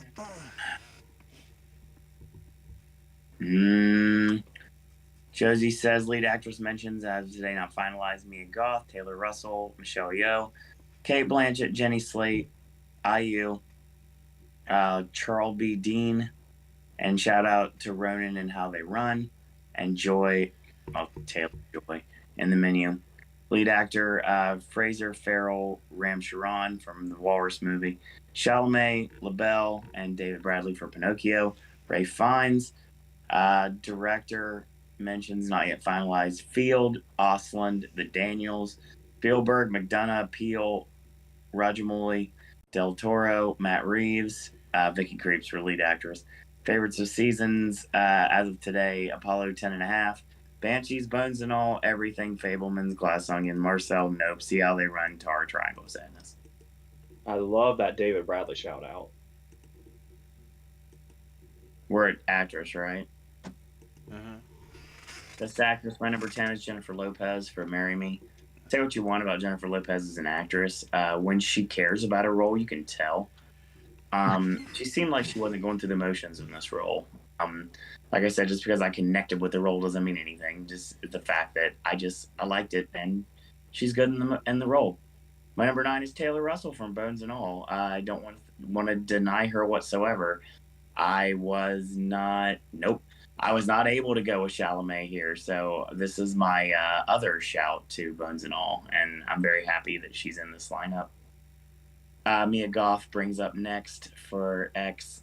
Yeah, the Pearl, like the basically like the demented like Wizard of Oz style of Pearl. I like that a lot, but X is so much fun.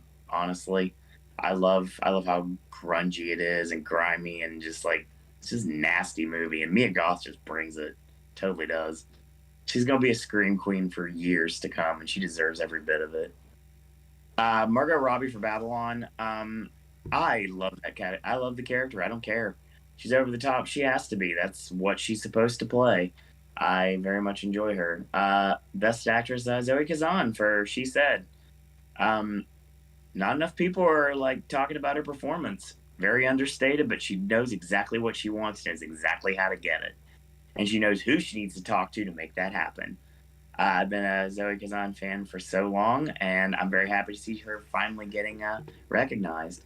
I wish they could actually recognize her properly.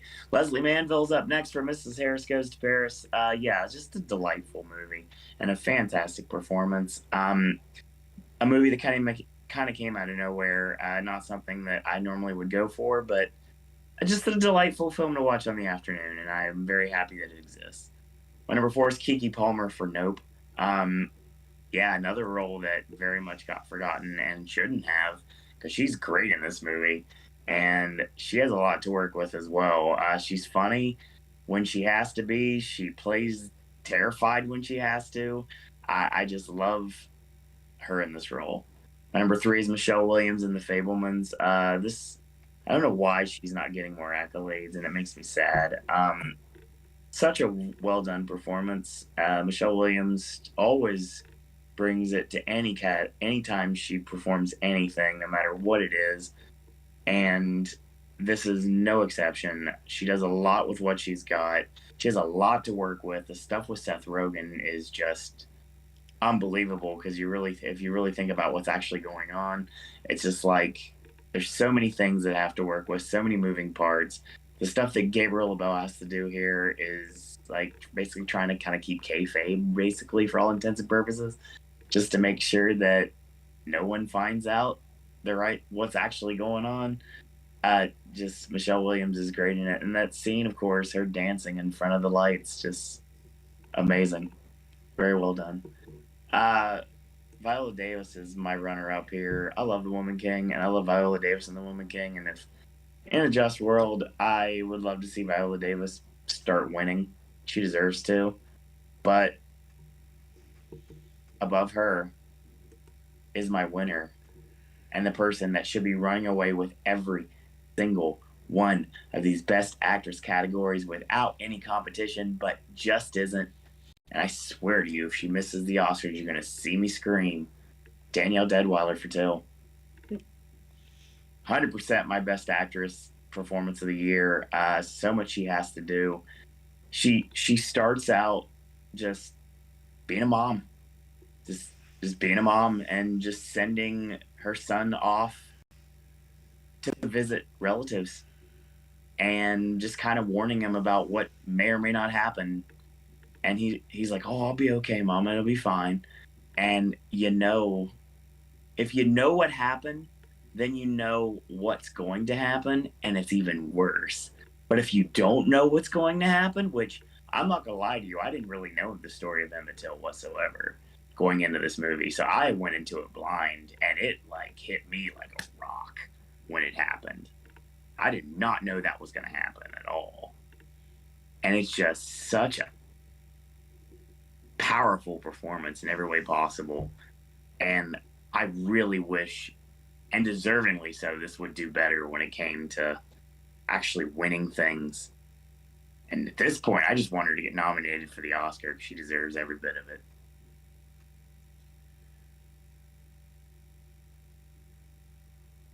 Are we ready for lead actor? Real quick, director mentions for first time watches: Ken Russell for Altered States, Alan Resnace for last year at Marienbad, Ida Lupino for Outrage, Walter Hill for Streets on Fire, F.W. Murnau for Sunrise. Yes, I'm ready for actor because we need to take this home. I have to work in the morning. I didn't realize it would go so late. All right, my number 10 in actor is Brian O'Halloran for Clerks 3. Heck yeah. Everything Owen said, plus I'm not familiar with O'Halloran's stage work, but that final blow up at the end is an actor giving the performance of his life. Doesn't have much, I'll put it that way. Number 9 is Will Smith for Emancipation. There you go. I'm on Chris Rock's side. I'm not going to pretend Will Smith's suddenly a bad actor. Will Smith's at the height of his power as an actor, and whether it be the physical commitment to this role or the what I can only describe as a kaleidoscope of emotions in one particular moment towards the end, especially, just fantastic, regardless of everything else. Number 8, Tom Cruise for Top Gun Maverick. Some people have legit criticisms that it just kind of feels like another Cruise hero. It's hard to separate him from Ethan Hunt at this point and stuff like that. But I really love the moments here, not just where he does go full Maverick, like going past Mach 10 or stealing the plane the second time. But the emotional moments too, like all the scenes with Miles Teller and seeing all that history in his eyes. Whenever he sees Miles Teller from a distance or up close, the scene where he tells Connolly what exactly their beef is really great. And yeah, I love what he's doing here, and and once again, just his commitment to the movie and making the movie the way it was kind of goes into this also. So yeah, number 7 is a performance that I can't believe I haven't heard mentioned a lot more, which is John Boyega in Breaking, where he's playing a real life character. It's a sort of heist scenario, but it's for a minuscule amount of money that he's owed that the VA essentially robbed him of. And he's scared and he's desperate, he's paranoid, he's frustrated. There's unexpected comedic beats in this performance also. It's got all the layers. Really must be seen. Number 6 is Sterling K. Brown for Honk for Jesus, Save Your Soul. Playing the sort of hypocritical mega church preacher type role. I love Sterling K. Brown usually plays characters that are so downplayed. I love seeing him come to life so much. This character is such a live wire as far as the performance goes. And that's doubly great by the fact that this is a guy that is clearly hiding a secret that could ruin his life. And so the combination of that, I love it. And like him going and bouncing back and forth with Regina Hall, I really recommend that movie. My top 5. Ralph Fiennes for The Menu. So stoic and mysterious, and yet the way the performance kind of changes the more he reveals about himself, but he reveals things about himself but never loses his intimidation. And it's one of those roles that I can't really imagine another actor doing, especially to this level. Number 4 is Gabriel LaBelle for The Fabelmans. Another performance where it's like, I keep talking about how much he looks like young Spielberg, and I'm stuck on that. But the performance itself also, where just is what Spielberg is trying to convey here with the love for these memories from his childhood and also his love for movies and what his career would ultimately be.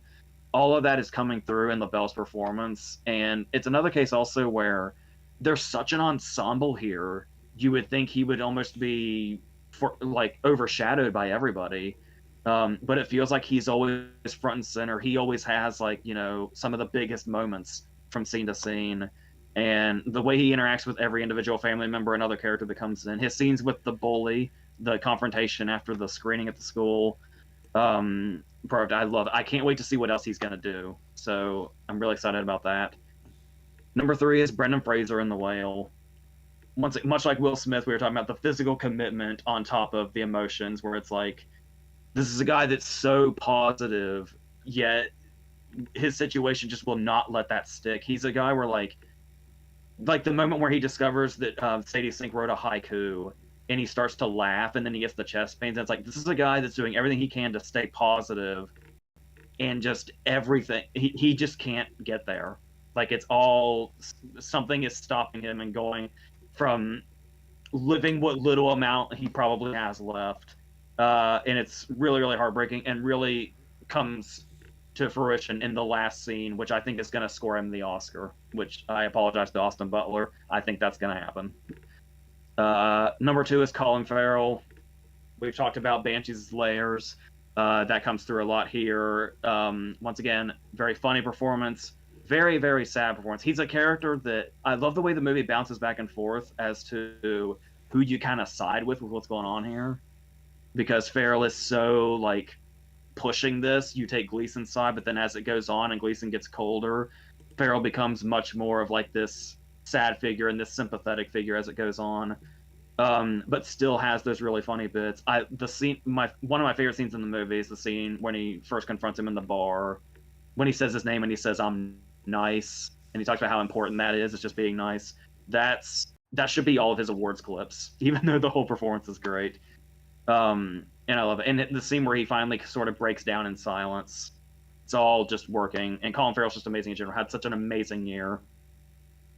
And yeah, my number 1, putting him in the category he needs to be in and deserves to be in, and rightfully is, Ke Huy Quan. Everything Everywhere All at Once.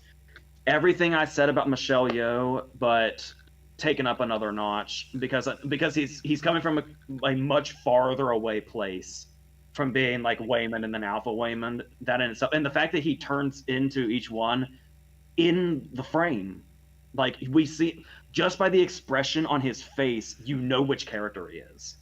That's fucking nuts, especially for somebody that hasn't acted for like 25 years. It's like he spent that whole 25 years preparing for this. It's great. I can't say enough. Again, like I said before, I could write a whole essay. So I will just leave this here.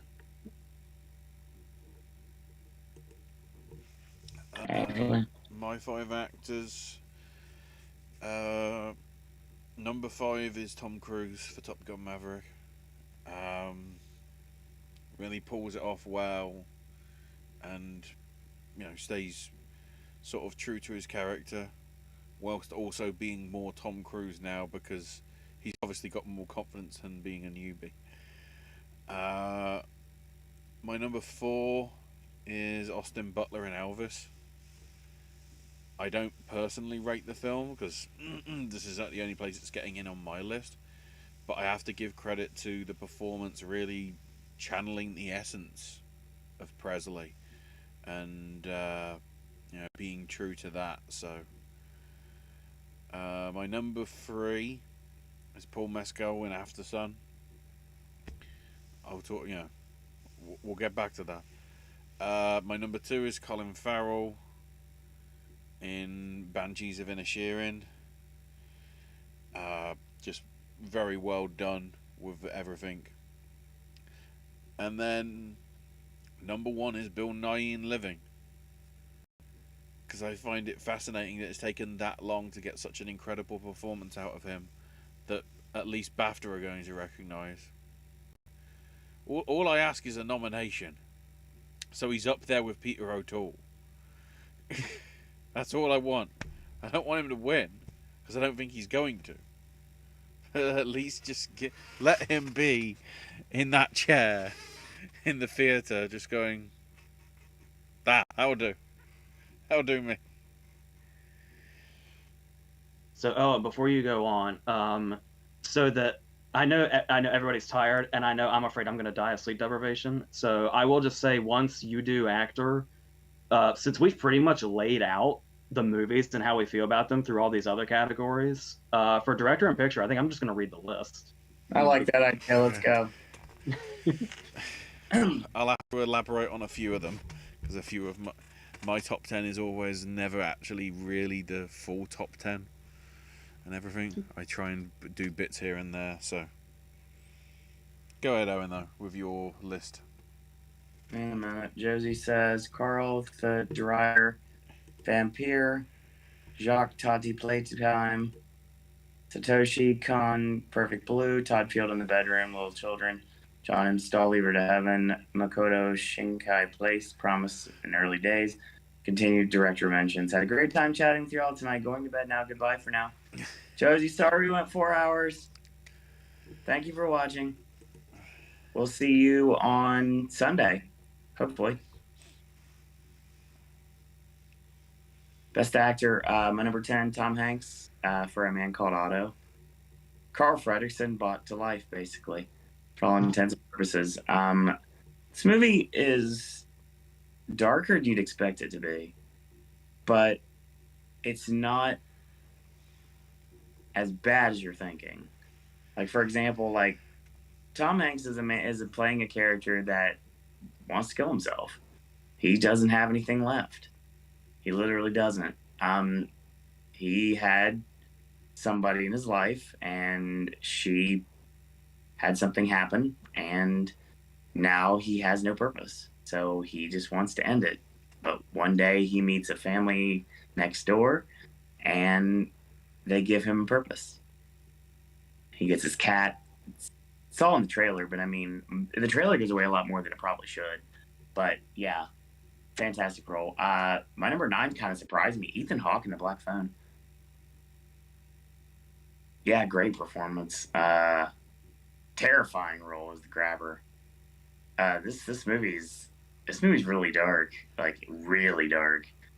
Like, it's basically about kidnapping at this point, honestly. Literally, like when you see him pop up with the black balloons for the first time, and I remember I saw the scene for the first time in our Horrors of Blumhouse house last year. I'm like, yes, this is exactly what I want to see. This is perfect. And Ethan Hawke just the perfect person to play this role. Keeping in the horror genre, Daniel Kaluuya for Nope is next. Another performance not necessarily talked about very much. Yeah, kind of he's forgotten a little bit, but he's got some really funny stuff in the movie. Really does. We move on to Tom Cruise and Top Gun Maverick. Again, great performance. I've stuck with him as my number 5 for the longest time. Make it happen, Hollywood. Come on. Vote. Do your power. Vote. Get Tom Cruise a Best Actor nomination, please.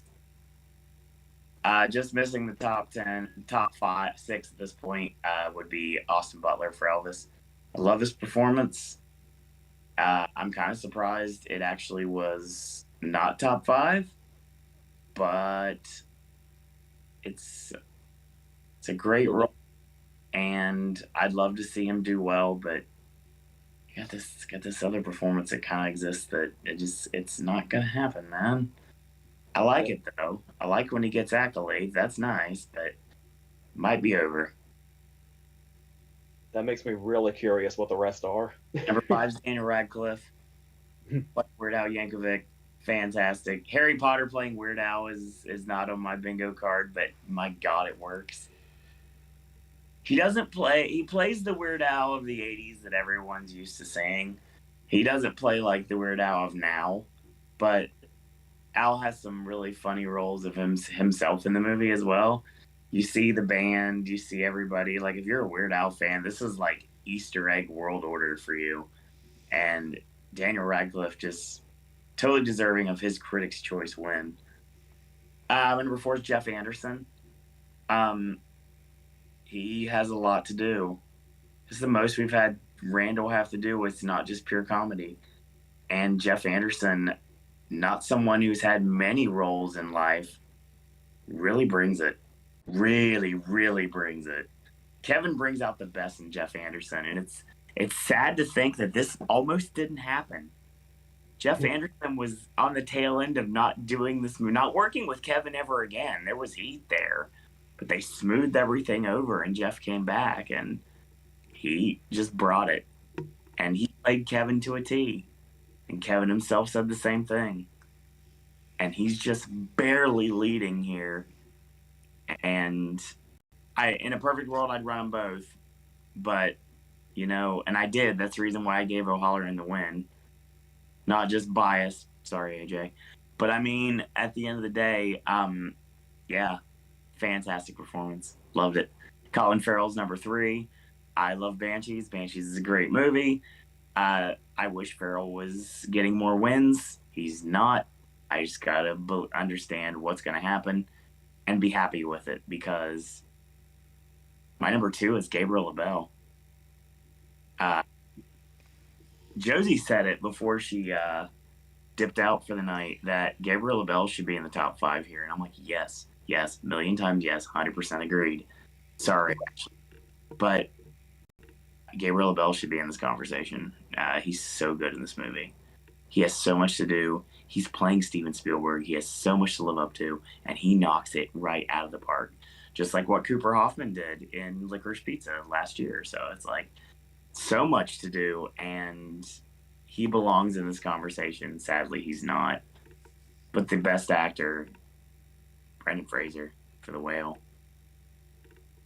From the moment you see the computer screen where you don't see him, you just hear his disembodied voice, to his very last scene, Brendan Fraser proves why he is going to win this year and deserves every win he gets. He has to run the gauntlet. And he's had a storied career. But I honestly think this might be his magnum opus at this point. A very varied career, too. 100%. Lots of really crappy movies that we have bashed on for years. But in the ironic twist of fate of this is when Our Mummy reopens, perfect timing for Brendan Fraser to win an Oscar. And these speeches he's been giving, like the one he did at the Critics' Choice Awards, just him physically shaking at what happened, like literally winning the award, it's just that right there. That's not acting, that's real. And Brendan Fraser makes me feel his character in the movie, and that's exactly what a great performance is built out of. So yes, best actor without any question. I love you, Austin Butler. I love you, Colin Farrell, but goddamn, Brendan Fraser. All right, are we putting everybody out of their misery? Just and fast I forwarding. think so, because I don't think there's anybody left. This is the part of the award show where it's like we're cutting the commercial breaks and Also on this night. We got 26 minutes to take it home, gentlemen. oh yeah, we can do that. All I want to say is I'm kind of heartbroken I couldn't fit Todd Field, and I'm kind of surprised I couldn't fit Todd Field. Are we ready? I don't think I really even need to say what my answer is, but go ahead. All right, number 10, Zach Cregger for Barbarian. Yes. 9, Martin McDonagh, Banshees of Inisherin. Wow, that's low. Yeah, it surprised me too. 8, Mark Mylod, The Menu. Nice. 7, Helena Rain, Bodies, Bodies, Bodies. 6, Edward Berger, All Quiet on the Western Front. Top 5. Mm-hmm. Yeah. 5, Richard Linklater, Apollo 10.5. 4, Ryan Johnson, Glass Onion. 3, Guillermo del Toro, Mark Gustafson for Pinocchio. 2, Spielberg for The Fabelmans. And 1, Joseph Kosinski for Top Gun Maverick. I mean, top 5, Ashley. Number 5, Joseph Kosinski for Top Gun Maverick. Number 4, Kevin Smith for Clerks 3. Number 3, Ty West with X. Number 2, Guillermo del Toro for Pinocchio. I don't think I have to say Guillermo del Toro's Pinocchio because it's probably obvious. And number 1, Charlotte Wells for Aftersun. Shock surprise. I think everybody's as obvious at this point. Yeah, everybody's as obvious at this point. Number 10, Baz Luhrmann for Elvis. Number 9, Maria Schrader for She Said. Number 8, Joseph Kosinski for Top Gun Maverick.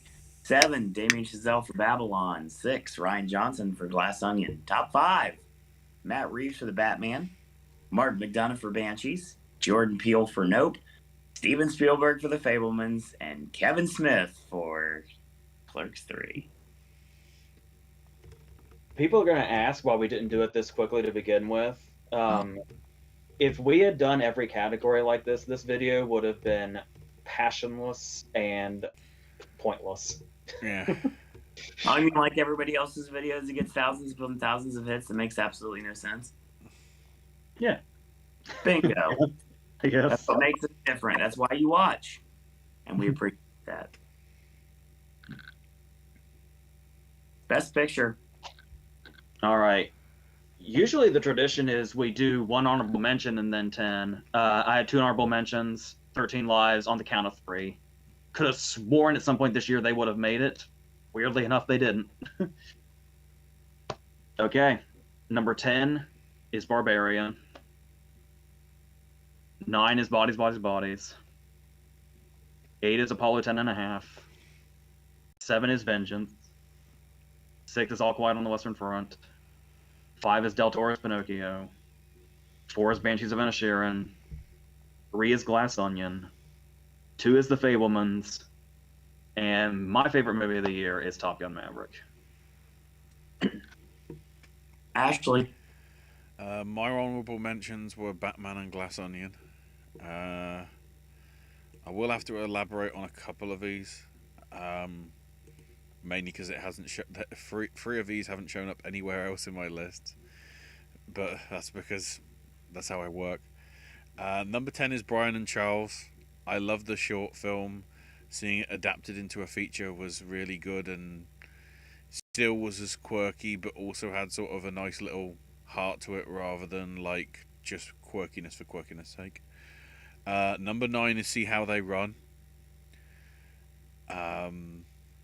I didn't want to put it in anything else because I didn't want to talk about it because literally they tell me at the end of the film to not talk about it, so I don't know what I should do. Number 8, Guillermo del Toro's Pinocchio. Number 7, my obligatory documentary, and it isn't anywhere. Well, I think it shows up one place, maybe in the BAFTA long list. A Bunch of Amateurs. It's a film. It's an amateur film society in Bradford in the UK that's existed since 1932. So last year would have been their 90th anniversary, and they basically just Be Kind rewind it. They see a film and it's like, what if we could remake it? But it's coming to a point where the building they're in is sort of like not in great condition.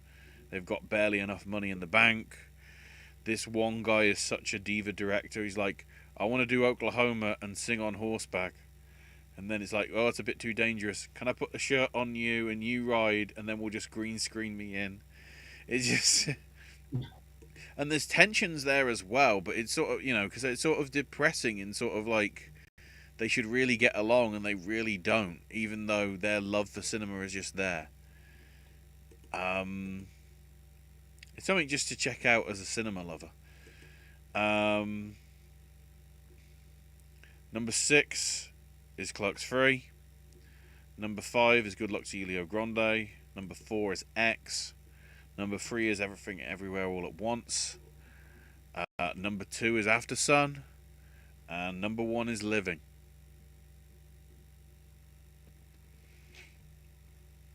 Not surprised with any of those. Yeah, chat's done.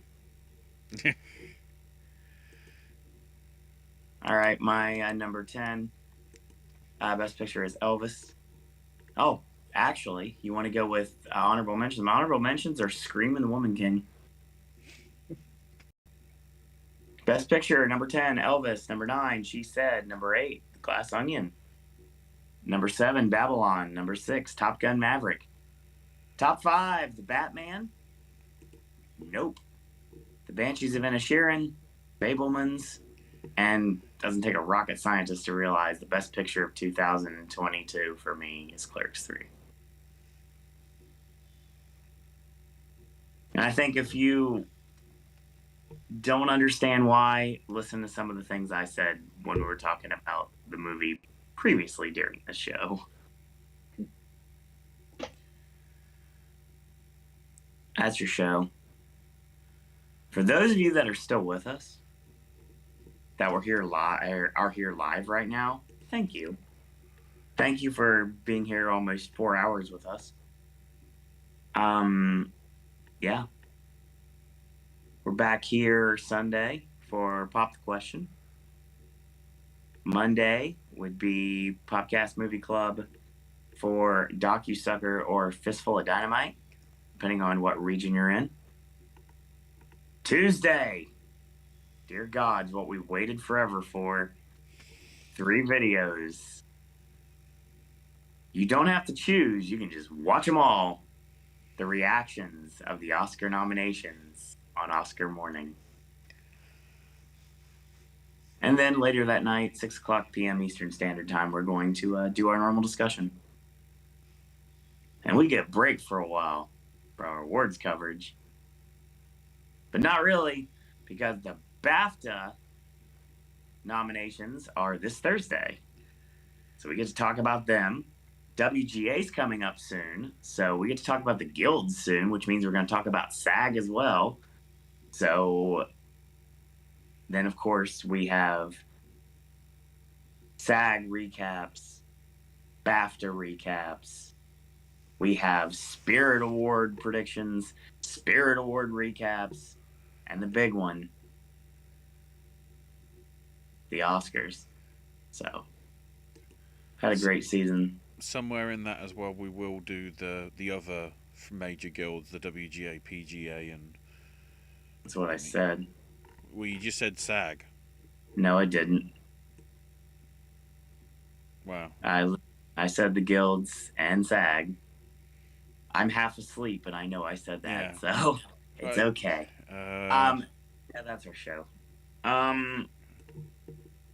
Again, thanks for watching tonight.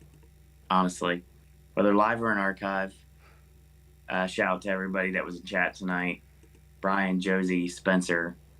I saw DJ Spike in there at one point. Tim Knight was there for like a minute or two.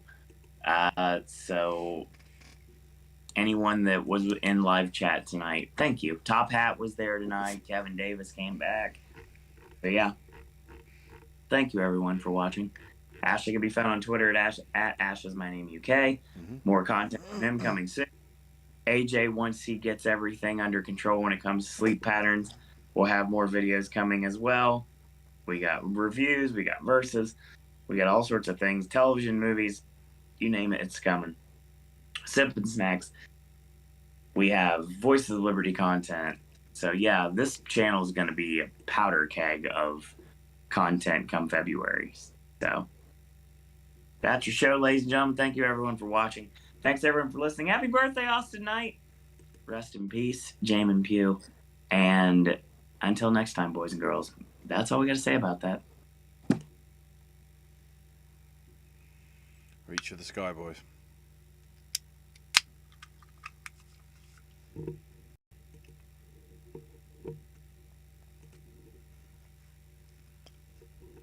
Give me back my Briscoe.